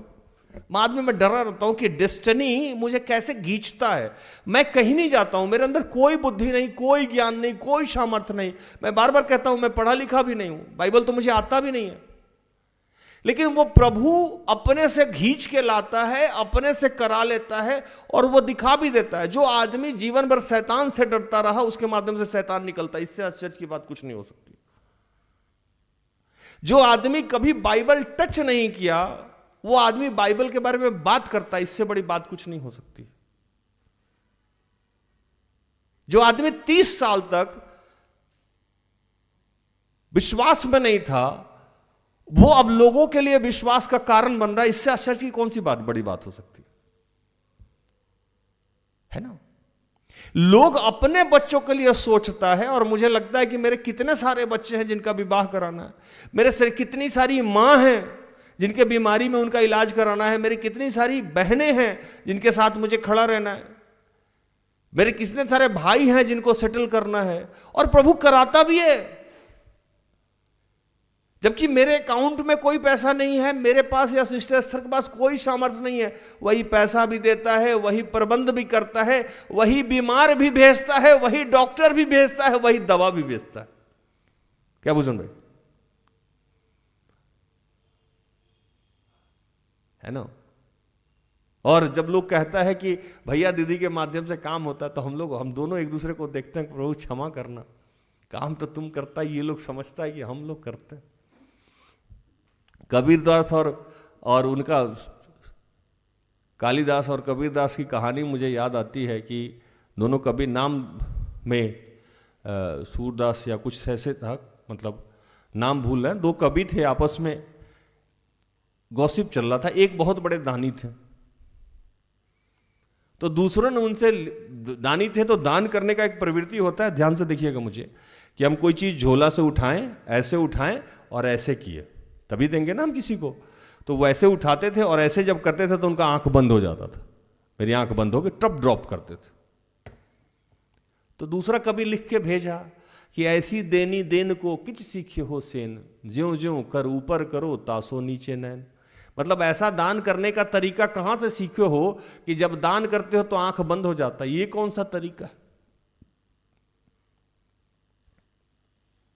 तो लिखा इधर से, कवि था, कविता में जवाब दिया कि देनहार कोई और है, भेजत जो दिन रैन, लोग भरम हम पर करे तासो नीचे नैन। वो पूछा कि ऐसा देने को कहां से सीखे हो कि जैसे दान करते हो आंख बंद हो जाता है। ये लिख के भेजा कि देनहार कोई और है, भेजे दिन जो दिन रैन, लोग भरम हम पे करे तासो नीचे नैन। देने वाला कोई और है, भेजता है, मैं दे देता हूं, लोग समझता है कि मैं दे रहा हूं, इसलिए शर्म से आंख बंद हो जाती, लज्जा से आंख बंद हो जाती। प्रभु इतना सामर्थ्य है कि जल भी, जमीन भी वही देगा, हल भी वही देगा, बीज भी वही देगा, बारिश भी वही देगा, फलवंत भी वही करेगा, सब कुछ वही करेगा। इतना सामर्थ्य रखता है वो। लिखता है कि वो फिर अंधेरे, विपत्ति और शोक के कारण घटते और दब जाते हैं। वो हाकिमों को अपमान लादकर मार्ग रहित जल फटका देता है। जो बहुत बड़ा आदमी है उसको बहुत बदनाम कर देता है, जिसका बहुत नाम है उसको बदनाम कर देता है, जो बहुत बदनाम है उसका नाम कर देता है, जो कंगाल है उसको राजा बना देता है, जो राजा है उसको कंगाल बना देता है। वो कुछ भी कर सकता है, ये आप भूल गए हैं। उसके लिए कोई लॉजिक नहीं है, वो सब कुछ अनप्रैक्टिकल चीज ही करता है। आप प्रैक्टिकली उसको सोच रहे हैं। आप वैसे ईश्वर के बारे में बात कर रहे हैं जो हमारी आदरणीय माता मरियम के गर्भ में को आशीषित किया गर्भ से, जिसमें पुरुष की जरूरत नहीं पड़ी थी। पड़ी थी? नहीं ना। अभी तो आ रहा है क्रिसमस, पड़ी थी? नहीं ना। यीशु को आने के लिए महिला और पुरुष का कोई संभोग नहीं हुआ था। अब आप कहिए कि कैसे संभव है?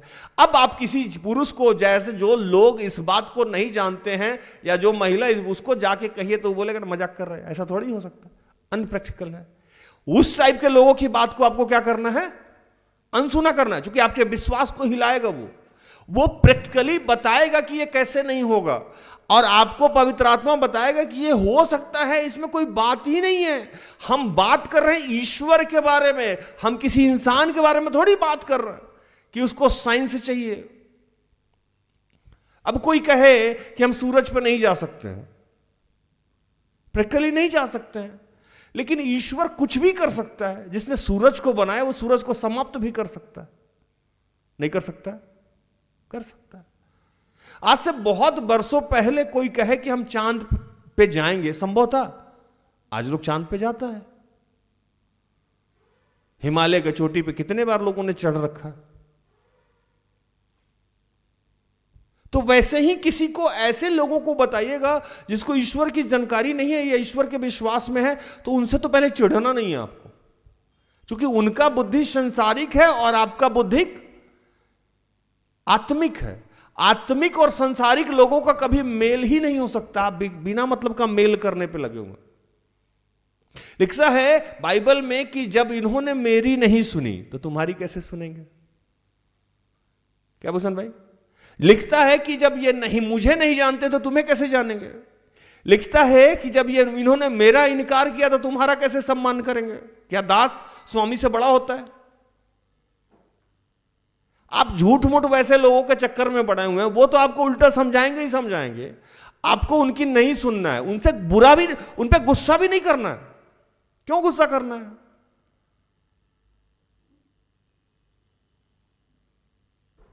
उन पे गुस्सा भी नहीं करना, उनको नाराज भी नहीं होना है। यूसुफ अपने भाई पे कभी गुस्सा किया? क्या भूषण भाई? नहीं किया। उसका भाई बेच दिया, उसको गड्ढा में फेंक दिया, कभी गुस्सा नहीं किया। यीशु को पिलातूस मार रहा था, कभी गुस्सा किया? नहीं किए। जो लोग कोड़ा मार रहा था उन पर गुस्सा किया? नहीं किया। उन्होंने भी यही बात कही कि हे पिता, ये नहीं जानते हैं कि ये क्या कर रहे हैं, इनको क्षमा कर। आपको किसी और की सुननी ही नहीं आज। और वैसे लोग जो आपको हार समझाते हैं, वैसे लोग जो आपको असफलता बताते हैं, वैसे लोग जो आपको कह रहे हैं कि ये नहीं हो सकता है, उनको नहीं सुन के ये सारी बातों को आपको ध्यान में रखना है कि हमारा प्रभु कभी भी कुछ भी कैसे भी कर सकता है। अगर वो नहीं कर रहा है, इसका मतलब कि मेरे लिए ये उचित नहीं है, या उचित समय नहीं है, या ये होना ही नहीं है, इससे हमारा कोई नुकसान होने वाला है, इसलिए मेरा प्रभु नहीं कर रहा। हमारे जीने का तरीका ऐसा होना चाहिए कि अगर अभी नहीं हो रहा है इसका मतलब राइट टाइम नहीं है, या अभी नहीं हो रहा है इसका मतलब प्रभु नहीं चाह रहा है। ये नहीं सोचना है कि ये नहीं होगा या उससे वो नहीं कर पाएगा। नहीं, वो जो कर रहा है वो जो भी चाहे कर सकता है। उसने लिखा एक वचन में कि किसी काम को अगर मैं करना चाहूं तो मुझे कौन रोक सकता? क्या हो सकता? कोई रोक सकता नहीं। मुझे कौन रोक सकता है? तो ये एकदम आज दिमाग में आपको बैठा लेना है कि आपके जीवन में कुछ भी प्रभु कर सकता है, और उसके लिए आपका गुणवान होने की जरूरत नहीं है, प्रज्ञावान होने की आपको जरूरत नहीं है, धनवान होने की आपको जरूरत नहीं है, आपको शारीरिक रूप से हिष्ट पुष्ट होने की जरूरत नहीं।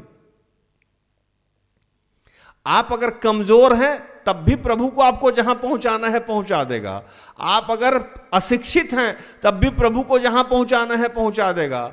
अगर आप पैरालिसिस मारा हुआ, आप लकवा पेशेंट है, प्रभु जहां पहुंचाना है पहुंचा देगा।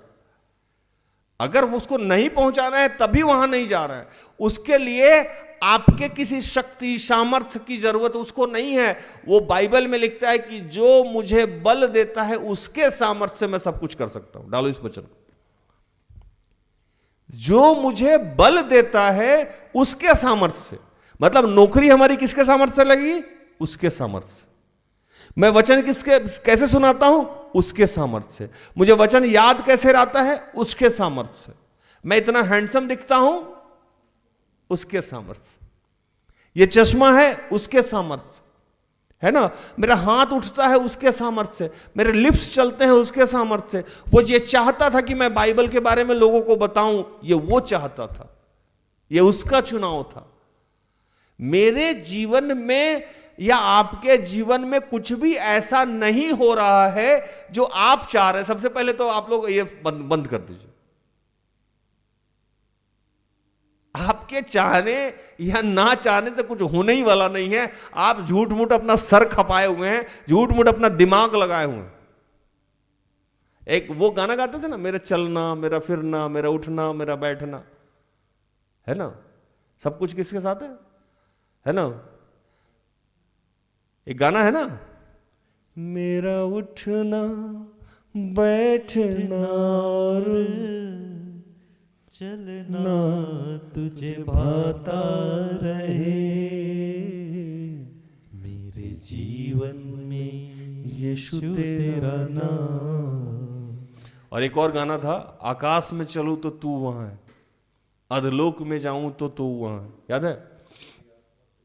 मैं कहां जाऊं? हम लोग का अच्छा होना या बुरा होना, ये सब कुछ उसके हाथ में है। आप सोच रहे हैं कि आप बुरा हो सकते हैं, अच्छा। गरीब होना, लाचार होना, कंगाल होना। अयूब राजा था, एक दिन में धरातल के नीचे ले गया। ना बच्चा है, ना धन है, ना दौलत है। एक दिन में कंगाल हो गया, एक दिन में कोढ़ से ग्रसित हो गया। पता ही नहीं लगा कि उसको उसका जीवन बदला कैसे। और जब प्रभु खुश हुआ तो एक दिन में सारा कुछ लौटा दिया, उससे ज्यादा लौटा दिया। मैं रोज प्रभु को कहता हूं कि प्रभु, जो तूने मुझे दिया मैं कभी भी डिजर्व नहीं करता था, उससे ज्यादा तुमने दिया है। और इसके लिए मैंने कभी कुछ नहीं किया, मैंने कभी कुछ किया ही नहीं। जिस बच्चे को कभी हिस्ट्री, ज्योग्राफी और अपना किताब की बातें कोई याद नहीं, एक क्वेश्चन आंसर आज तक हमको याद नहीं रहा। जब भी एग्जाम दिए हम लोग दूसरे तरीका से दिए, बता नहीं सकते। अरे समझदार के लिए तो समझ ही सकते हैं, याद करके नहीं दिखे, एकदम लिखे हैं, है ना। वो आदमी बाइबल याद हो जाता है, इससे बड़ा चमत्कार क्या हो सकता है ना। मुझे सारी कहानियां, किस्सा याद हो जाती है। और जब आप मेरे से मिलोगे, मेरा नाम भी, मैं आपका नाम भी भूल जाऊंगा। लेकिन जैसे मैं मन में कहता हूं कि प्रभु ये तेरे बच्चे हैं, बता क्या बताना है, धड़ धड़ धड़ धड़ आपका पास, फ्यूचर, प्रेजेंट सब मेरे सामने। मैं एक नया राज हो जाता हूं वहां। कहता हूं ये क्या है, अभी क्या है। अभी रूम में बैठ के सोच रहा था कहां प्रभु है। मैं सोच रहा था आज भूषण भाई का प्रचार है, मैं पढ़ने में मिस्टेक किया। मैं बड़ा निश्चिंत बैठा हुआ था। बाद में सिस्टर एस्थर, आपका नाम लिखा हुआ है। मैंने कहा अरे सिस्टर एस्थर, अब क्या बोलेंगे जाके वहां। मैं निश्चिंत था कि भूषण भाई आज गाएंगे, बजाएंगे। वो कुछ इस तरीका से, मतलब हम लोग का नोटिस निकलता है कुछ, हम इसी कंफ्यूजन में थे। हम भी खुश थे आज भूषण भाई रहेंगे, हम थोड़ा सा चिल करेंगे। अब क्या चिल करेंगे, वो चिल कर रहा है ना। तो मैं सोच रहा था क्या बोलूं, लेकिन 6:45 हो गया, बोल ही रहा हूं। सिंपल सी बात आज प्रभु आपको बताना चाह रहा है, सिंपल एकदम, कोई इसमें बहुत सारी कहानियां, कुछ किस्से नहीं। डेस्टिनी आपको चुन के आपके अपने जगह पे लेके जाएगा। डेस्टिनी समझते हैं ना? डेस्टिनी का हिंदी क्या होता है इसमें? मंजिल। क्या बात है, ये ताली बजाना चाहिए। आपका जो, आपके जीवन का जो निर्धारित लक्ष्य है, जो योजना है, जो मंजिल है, वहां तक प्रभु अपने आप उठा के लेके जाएगा। आपको कुछ भी करने की जरूरत नहीं पड़ेगी। बाइबल ये सिखाता है। आप मुंह भी खोल के रखिएगा, कौवा लाके रोटी देता है। बाइबल ये सिखाता है। मांस भी वही देता है। बाइबल ये, अब ऐसा नहीं आलसी हो जाइए कि बाइबल बोला हम चुपचाप रहेंगे, सुबह में ब्रश प्रभु लाके मुंह में करेगा, ब्रश करो, ऐसा नहीं है। मतलब सेंस समझिए, भावना समझिए, नहीं तो बच्चे बोलेंगे। जैसे कुछ साल पहले मैंने क्या बोला, इसी मंच से मैंने बोला कि ठंडा दिमाग में होता है। मेरे भाई का बेटा बिना कपड़ा का बैठ गया, बोला बड़े पापा बोले हैं ठंडा दिमाग में होता है, कपड़ा ही नहीं पहनेंगे। कि यार गजब की हो यार तुम, तो उस हिसाब से नहीं सोचना है ना। भावना यह है कि आप जो सारा दिन, एक कहता है ना एक वचन में कि तुम व्यर्थ ही परिश्रम करते हो, अपनी रोटी खाना भूल जाते हो। चिल करिए। अचानक कल परसों में अंशुराज की नौकरी लग जाए, कुछ करना ही नहीं है, दिन भर भजन करिए, नौकरी मिल जाएगा, है ना। अचानक पता लगा कि इंटरव्यू में सिलेक्शन हो गया, आएगी हंसते, भैया ये लीजिए मिठाई खाई, उनके मीठा मन किए, पेट निकल रहा, रहने दो भाई। अचानक सालनी आई, बोली भैया नौकरी लग गया। अचानक सब कुछ होता है यहां। अचानक भूषण भाई कीबोर्ड बजा रहे थे, नौकरी लग गया। यहां सब कुछ ऐसे ही होता है, कुछ करने की जरूरत पड़ती नहीं है, प्रभु कर देता है। मैं सारे बच्चों को बताता हूं कि जो दिन रात पढ़ते हैं वो बच्चे का नौकरी नहीं हुआ, या उसका बाद में हुआ। जो हमारे पास दिन रात खटे उसका नौकरी पहले हो गया, जबकि जो दिन रात किताब में घुसा हुआ था उसकी नौकरी पहले होनी चाहिए था ना। मेरे यहां जो सबसे ज्यादा बदमाश था वो पहले आशीषित हुआ है। मेरे यहाँ का हिस्ट्री है, जो जितना बड़ा उदंड है उतना बड़ा आशीष हुआ है, मिला उसको। जितनी बड़ी दुख उतनी बड़ी महिमा, जितना बड़ा साउल उतना बड़ा पौलुस हुआ है। वो मुझे ही देख लीजिए, लिख लोड़ा पत्थर था मैं, और बाइबल पढ़ाता हूं, समझाता हूं। मैं आज फिर से एक बात बताता हूं, आपको कुछ भी करने की जरूरत नहीं होगी। Yusuf second commandant in chief बना, वो कोई डिग्री होल्डर था, राजा का ट्रेनिंग लिए हुआ था, एमबीए किए हुआ था, सैनिक था, वो कुछ नहीं था वो, लेकिन बना ना, बना। उसका फिरौन उसके पापा का नाम था, फिरौन उसका सगा संबंधी था नहीं। वैसे ही आपके जीवन में आज चाहे जो भी स्थिति हो, जितने खराब वक्त जा रहा हो, प्रभु अपने उठा के वहां रख देगा।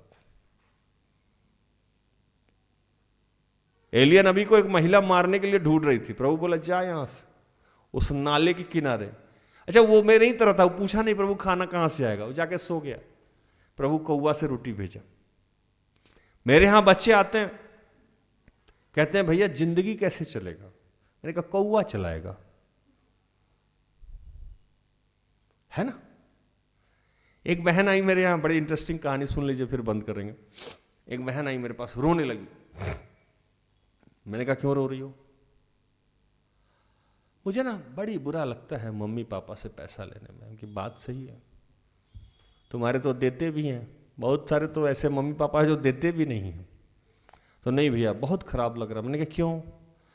अब मैं बड़ी हो गई हूँ, जवान हो गई हूँ, इस उम्र में मम्मी पापा से पैसा लेना ठीक नहीं लगता। मैंने कहा बिल्कुल स्वाभाविक बात है, ठीक नहीं लगता। शैतान कैसे बात करता है? शैतान आपको जाके बताएगा यार तुम्हारा अपना कोई सेल्फ रेस्पेक्ट नहीं है, तुम्हारा कोई ईगो नहीं है, तुम्हारा कोई स्वाभिमान नहीं। ये शैतान बात करता है। अभी भी मम्मी पापा से पैसा लगा। अच्छा मम्मी पापा तो मम्मी पापा ही, वो भूल ही जाते हैं कि आप 30 की हो कि 3 की हो। 3 साल में वो अभी आपको धबड़ जाते थे, पैसा मांगने क्या काम है तुमको, टॉफी खाएगी, चॉकलेट खाएगी। यही हैबिट उनका 30 साल में भी है। जब जाओगे पैसा, क्या करोगे पैसा, तुम कहां से पैसा आएगा? सारा माँ का एक ही टोन रहता है। तुम्हारे पापा जी खटते खटते एकदम बूढ़े हो गए, तुमको केवल फुटानी सूझता है। अब तुम्हारा 3 साल में यूगो टच नहीं हुआ, लेकिन 30 साल में टच हो गया। अरे मां नहीं बदली है, तुम बदले हो। अमित भाई कौन बदला है? हाँ मां तो वैसी ही थी, बचपन में भी मारती थी, बचपन में भी उसी लहजे से बात करती थी। आप बड़े हो गए, इसका मतलब कि आप में संसारिक बुद्धि घुस गया। आज ही मैं एक बहन को समझा रहा था, नहीं भैया वो जो चाहेंगे जाने यार, बात कर अपनी मां से। बचपन में हमें कुछ चाहिए होता है तो हम मम्मी का आंचल पकड़ के दोगी दोगी, नहीं दोगी तो नहीं जाएंगे करते रहते थे। आज कोई बड़ा बच्चा जाके अपने मां से बात करेगा? नहीं। Ego, self respect. ये सेल्फ रेस्पेक्ट कहां से आया? शैतान की तरफ से, है ना। मैंने उस बहन को कहा कि देख बहन, तुम प्रभु की दासी हो और प्रभु अपने दास दासी को भोजन कराता है। ये तुम्हारे पापा को नौकरी प्रभु दिया था कि तुम दी थी? या तुम्हारे पापा का नौकरी था? तो बोली पापा का नौकरी प्रभु दिया था। हम कि इसीलिए नौकरी दिया गया था कि तुम्हारा भरण पोषण हो। मेरा ऐसे देखिए हमको, हम कि तुम्हारे पापा कौवा हैं, बोलो मेरे पापा कौवा हैं, तो बोली मेरे पापा कौवा है ना। अब ये कौवा खत्म, नया कौवा शुरू हो जाएगा। पैसा देता कौन है? प्रभु है। कौवा चाहे जो हो, कौवा तो पोस्टमैन है। अब जैसे उस दिन जो एलिया नबी को जो रोटी और मांस दे रहा था वो कौवा था कि प्रभु था? प्रभु था। ये तो स्विगी बॉय था। पहला स्विगी बॉय कौन था? कौवा। जोमेटो सप्लायर कौवा था। आज जहां भी देखना स्विगी बॉय जोमेटो, क्या समझना? कौवा है। कौवा था, वो सप्लाई कर रहा था। तो प्रभु भेजता है। मैंने कहा आज के बाद से तो नहीं, मैं ले लूंगा, मुझे पता है कि मेरे मम्मी पापा कौवा है। आपका प्रबंध करेगा प्रभु, ये चमत्कार है। आपके मम्मी नहीं रहेंगी, प्रभु ऐसा प्रबंध करके जोड़ गए। वो पहले ही से जानता है कि किस दिन आपकी मां को जाना है, उसके साथ क्या क्या घटना करेगा, कौन जुड़ेगा, कौन क्या समझाएगा। ऐसा प्रबंध करके रखेगा कि आप एकदम चिल करके सोओगी, कोई दिक्कत नहीं। प्रभु एक दरवाजा बंद करता है और उस बंद करने से पहले हजारों दरवाजा खोल देता है। आपको दिख नहीं रहा है, अलग बात। मैं जिस शहर में गया हूं, मैं जिस राज्य में गया हूं, मेरे साथ सैकड़ों लोग खड़े रहे हैं, लोग हिल जाता है। मेरा प्रभु है प्रबंध करने वाला। मेरा एक स्टेट हो सकता है, मेरा एक डिस्ट्रिक्ट हो, प्रभु का तो कोई डिस्ट्रिक्ट नहीं, कोई स्टेट नहीं। प्रभु का तो पूरा राज्य, पूरा देश, पूरा विश्व ही उसका घर है। हालेलुया। तो प्रभु का काम करने का यह तरीका है। आपको आज ये बैठा लेना है कि उसके लिए, जैसे आपको बल की जरूरत नहीं है, आपको बुद्धि की जरूरत नहीं है, आपको ज्ञान की जरूरत नहीं है, आपको भूमि की जरूरत नहीं है, वो सब कुछ वही प्रबंध करेगा, आपको कुछ नहीं करना। मतलब अगर भोजन उसको कराना है तो लकड़ी भी वही लाएगा, चूल्हा भी वही लाएगा, चावल भी वही लाएगा, दाल भी वही लाएगा, सब्जी भी वही लाएगा, मसाला भी वही लाएगा, माचिस भी वही लाएगा, जलाएगा भी वही, आपके हाथ में बुद्धि देके, ज्ञान देके, बनाएगा भी वही, खिलाएगा भी वही, पचाएगा भी वही। आपको कुछ करने की जरूरत नहीं पड़ेगी। इसीलिए जब बच्चे मेरे पास नया नया आते हैं, मैं कहता कुछ नहीं हुआ, सिंपल संगति करो, सब बदल जाएगा, प्रभु बदल देगा। आपको कुछ करने की जरूरत नहीं, आप संगति करते जाओ। और आज जितने बच्चे यहां टिक गए वो ठीक हो गए, लेकिन शैतान उनको बताता। अभी कुछ दिन पहले एक बहन आ रही थी यहां, मेरे से मिली, भैया ये वो। मैंने कहा कुछ नहीं कर बहन, सुबह में तू आ जा 9 बजे, नहीं होगा तो पास में ही रहती हो, मैं बुला लूंगा, दोपहर का खाना यहीं खाना, लेके भी आने की जरूरत नहीं है, शाम में तुमको चले जाना। एक दिन आई, दूसरे दिन उसके पेट में दर्द हो गया। फोन आया, भैया तबीयत बहुत खराब है। प्रभु बोला शैतान उसके तबीयत को जान से खराब कर दे, यहां आई तो ठीक ही हो जाएगी, इसलिए आना ही बंद कर। मैंने फोन से उसको कहा, डेस्कटॉप टीम को बोलो उसको जिस अवस्था में हुआ है, आई नहीं, 3 दिन 4 दिन हो गया, नहीं आ रही।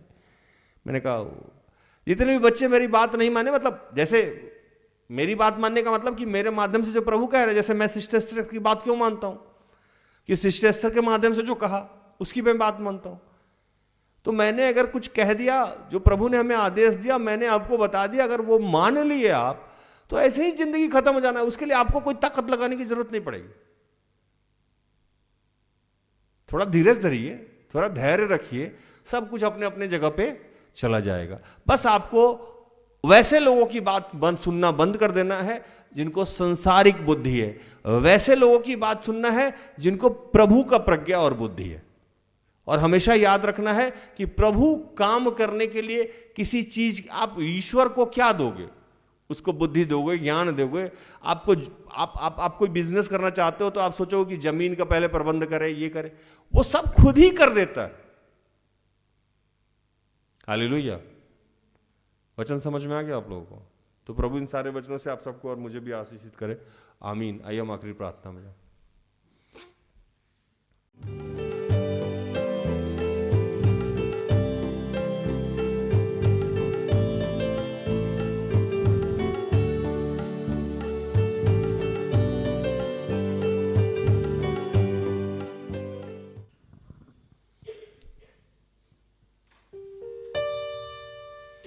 आइए हम प्रार्थना करें।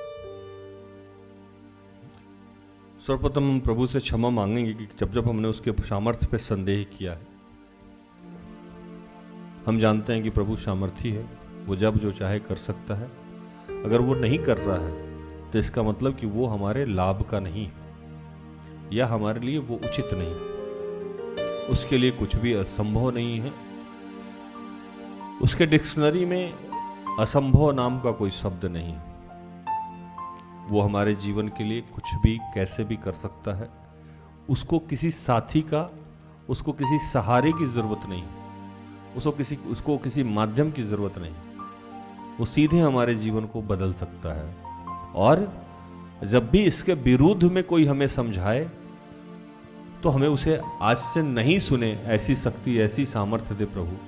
आज हमें तू छू और हमें अपनी आत्मा, अपने सामर्थ्य से भर।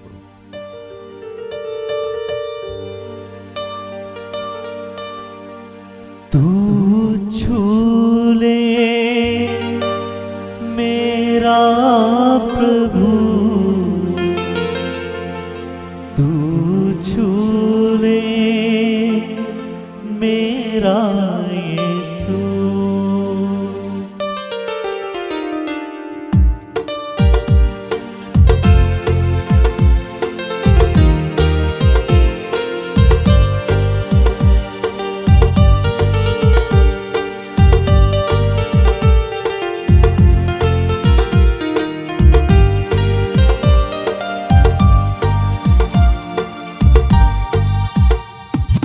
तेरे सामस में भर दे यीशु, रहूं मैं तेरा सदा। तेरे सामस में भर दे यीशु, रहूं मैं तेरा सदा। पवित्र आत्मा से भर दे मुझे, पवित्र रहूं सदा। पवित्र आत्मा से भर दे मुझे, पवित्र रहूं सदा। तू छू ले मेरा प्रभु, तू छू ले मेरा यीशु। तू छू ले मेरा प्रभु, तू छू ले मेरा यीशु। तेरे सामर्थ से भर दे यीशु, रहूं मैं तेरा सदा। पवित्र आत्मा से भर दे मुझे, पवित्र रहूं सदा।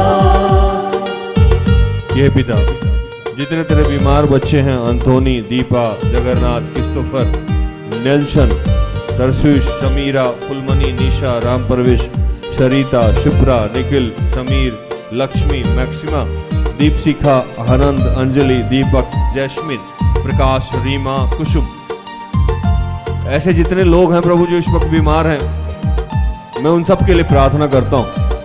मैं प्रार्थना करता हूँ जिनके रीढ़ की हड्डी में इस वक्त दर्द हो रहा। मैं प्रार्थना करता हूँ प्रभु जिनको भी चलने में असमर्थ हैं, थाई में दर्द हो रहा। मैं प्रार्थना करता हूँ ऐसे लोग जो अपने पैर को पूरी तरह रख नहीं पा रहे हैं जमीन पे, कि प्रभु इस वक्त उन सबको स्पर्श कर रहा है और स्पर्श कर रहा है प्रभु जिनके भी गर्दन में दर्द हो रहा है, सर्दी खांसी से परेशान है प्रभु, मैं उनके लिए प्रार्थना करता हूँ। जो टॉन्सिल से परेशान है, जो सर दर्द हो रहा है प्रभु, मैं उनके लिए प्रार्थना कर रहा हूँ। मैं प्रार्थना कर रहा हूँ प्रभु कि जितने भी बीमार हैं, जो प्रभु बेडसोल हुआ है, बहुत समय से बिस्तर पे है, तो आज उनको आज की रात रिलीज कर रहा है प्रभु। उनके सारे गुनाह पाप से उन्हें मुक्त कर रहा है, शुद्ध कर रहा है। तू सामर्थी परमेश्वर है। मैं प्रार्थना कर रहा हूँ प्रभु जितने बुजुर्ग माता पिता हैं प्रभु, वो वृद्धावस्था में आने वाली सारी कमजोरी और बीमारी से तूने उन्हें निकाल रहा है। मैं प्रार्थना करता हूँ जितने बेरोजगार भाई बहनें हैं, जो पढ़ाई, एग्जाम, नौकरी और सफलता के लिए प्रार्थना चाहते हैं, रोहित, विराजनी, राहुल, विनीता, अर्चना, हरि, अजीत, नीलिमा, अर्श, अमित, नेहा, प्रेम, सुशन, गमीत, दीपेश, मनीला, अलका, स्नेहा, स्वीटी, शालिनी, अंजू, हर्षित, रजनी, शलीना, प्रियंका, विराज, जॉय, असीम, किशोर, विवेक, सलोनी, गौरव, पूनम, सुमीरा, संदीप, रंजू, संजू, एलियन। प्रभु जितने लोग फैक्ट्री लगाना चाहते हैं, इंडस्ट्री लगाना चाहते हैं, छोटा या बड़ा रोजगार करना चाहते हैं, सरकारी या गैर सरकारी नौकरी करना चाहते हैं, और जिन बच्चों ने इन दिनों एग्जाम दे रखा है और जिनका इन दिनों एग्जाम है प्रभु, उन सब बच्चों के लिए प्रार्थना करता हूँ कि प्रभु मैं जानता हूँ कि जिसको बुद्धि की घटी होगा वो तू उसे देगा। प्रज्ञा ज्ञान का उद्गम स्थान तू है प्रभु। तू जब चाहे जिसको चाहे राजा और रंक बना सकता है प्रभु। इन बच्चों के लिए निर्धारित जो भी आपकी योजना है उसको पूर्ण करना है प्रभु, और हर समस्याओं का समाधान कर रहा है प्रभु।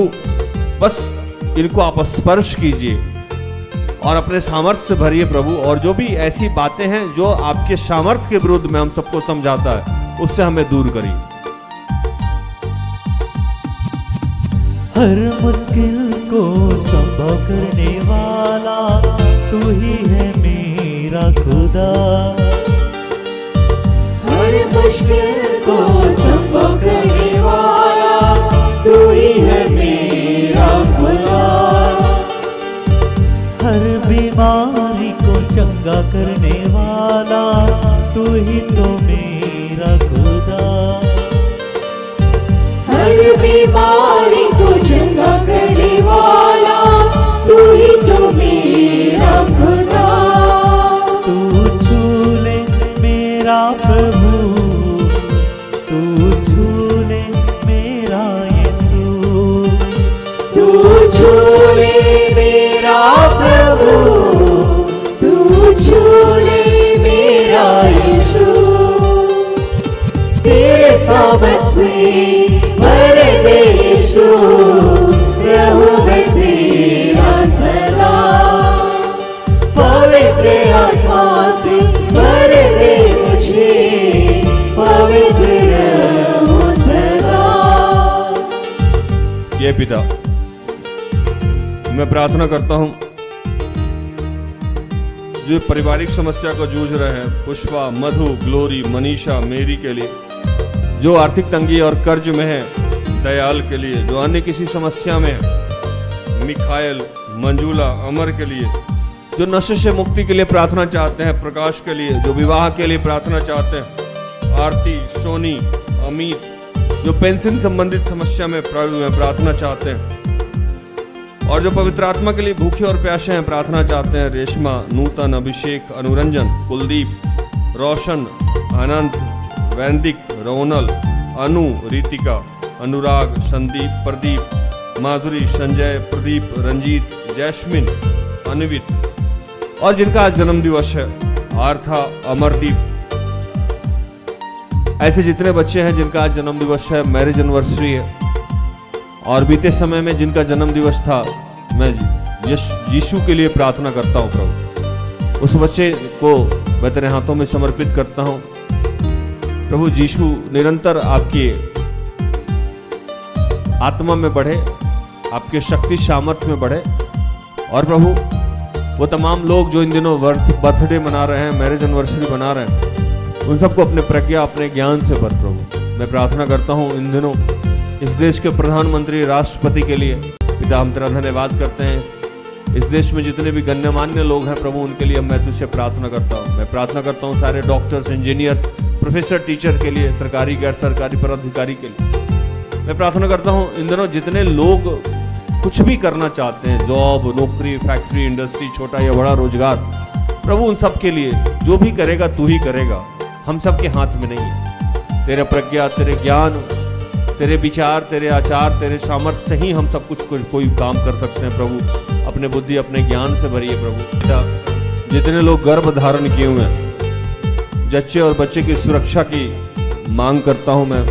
तूने कहा था कि जैसे पंख फैलाए हुआ चिड़िया अपने घोंसले की रक्षा करता है, मैं वैसे यरूशलेम की रक्षा करूंगा। जितने लोग अपने भविष्य को लेके, विवाह को लेके चिंतित हैं प्रभु, मैं उनके लिए प्रार्थना करता हूँ। जितने लोग अनाथ हैं, विधवा हैं, मैं उनके लिए प्रार्थना करता हूँ। जो अपने घर को लेके चिंतित हैं कि उनका अपना घर होगा, मैं उनके लिए प्रार्थना करता हूँ। जो अपने कैरियर को लेके चिंतित हैं, मैं उनके लिए प्रार्थना करता हूँ। जो अपने बिजनेस और व्यापार को लेके चिंतित हैं, उनके लिए प्रार्थना करता हूँ। जो अपने रिश्तों को लेके चिंतित हैं, मैं उनके लिए प्रार्थना करता हूँ। जितने लोग डिप्रेशन में हैं प्रभु, डरे हुए हैं, मैं उनके लिए प्रार्थना करता हूँ कि प्रभु तूने कहा था कि मत डर, हम सब तेरे आंख की पुतली हैं, हम सब तेरे चुने हुए वंशज, हम सब तेरे राज्य पदाधिकारी हैं। तूने हमको पृथ्वी पर इसलिए भेजा था प्रभु, ताकि हम एक युवराज की तरह जिए। तूने कहा था कि जवान सी को मांस के टुकड़े की कमी हो सकती है, पर तेरे अनुयायी, तेरे बच्चे, तेरे दास को कभी किसी चीज की घटी नहीं हो। हे प्रभु, हम जो कुछ पृथ्वी में बांधते हैं वो स्वर्ग में बंध जाता है, हम जो कुछ पृथ्वी पे खोलते हैं वो स्वर्ग में खुल जाता है। प्रभु, यह आशीष तूने हमें दे रखा है पिता।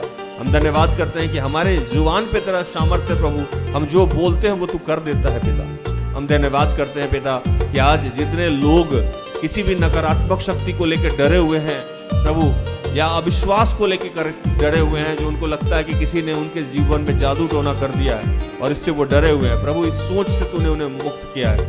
सब कुछ आपके हाथों में समर्पित करते हुए तमाम प्रार्थना को प्रभु यीशु के जीवित और पवित्र नाम से मांगते हैं। दया से सुन और स्वर्ग के राज में ग्रहण कर, आमीन। तो धन्यवाद, प्रभु आप सबको आशीष दे। आशा करते हैं कि आज के प्रार्थना से, आराधना से, वचनों की उस घोषणा और अंतिम प्रार्थना से प्रभु ने आप सबको स्पर्श किया होगा। प्रार्थना उदा परिवार निरंतर आपका आभारी है कि आप हमारे साथ हैं, हमारा सहयोग करते हैं। संध्या में जो भी प्रोग्राम होता है उसे अगर आप नहीं देख पाते हैं तो बाद में देख लिया कीजिए। कई लोग संध्या में ड्यूटी में होते हैं, काम पे होते हैं, बैंकर्स हैं या कहीं भी हैं, तो आप कभी भी देख लीजिए, लेकिन रेगुलर संगति करना बहुत अनिवार्य है। तो आज के लिए इतना ही, कल हमारी आपकी फिर से मुलाकात हो जाएगी। तब तक के लिए स्वस्थ रहें, सुरक्षित रहें, सरकारी नियमों का पालन करें, प्रभु के आदेश का पालन करें। जैसा मैं रोज़ कहता हूँ कि हम सब में बहुत सारी दुर्बलताएं हैं, कृपया हमें क्षमा करें और हमारे लिए प्रार्थना करें। प्रार्थना तो परिवार, अगर आपके किसी भी काम आए तो कृपया हमें संपर्क करें, हम सब अपने आप को धन्य समझेंगे। प्रभु आपको आशीष दे। जय यीशु, यीशु सहाय। Praise the Lord. Good night, goodbye. सारे दिल से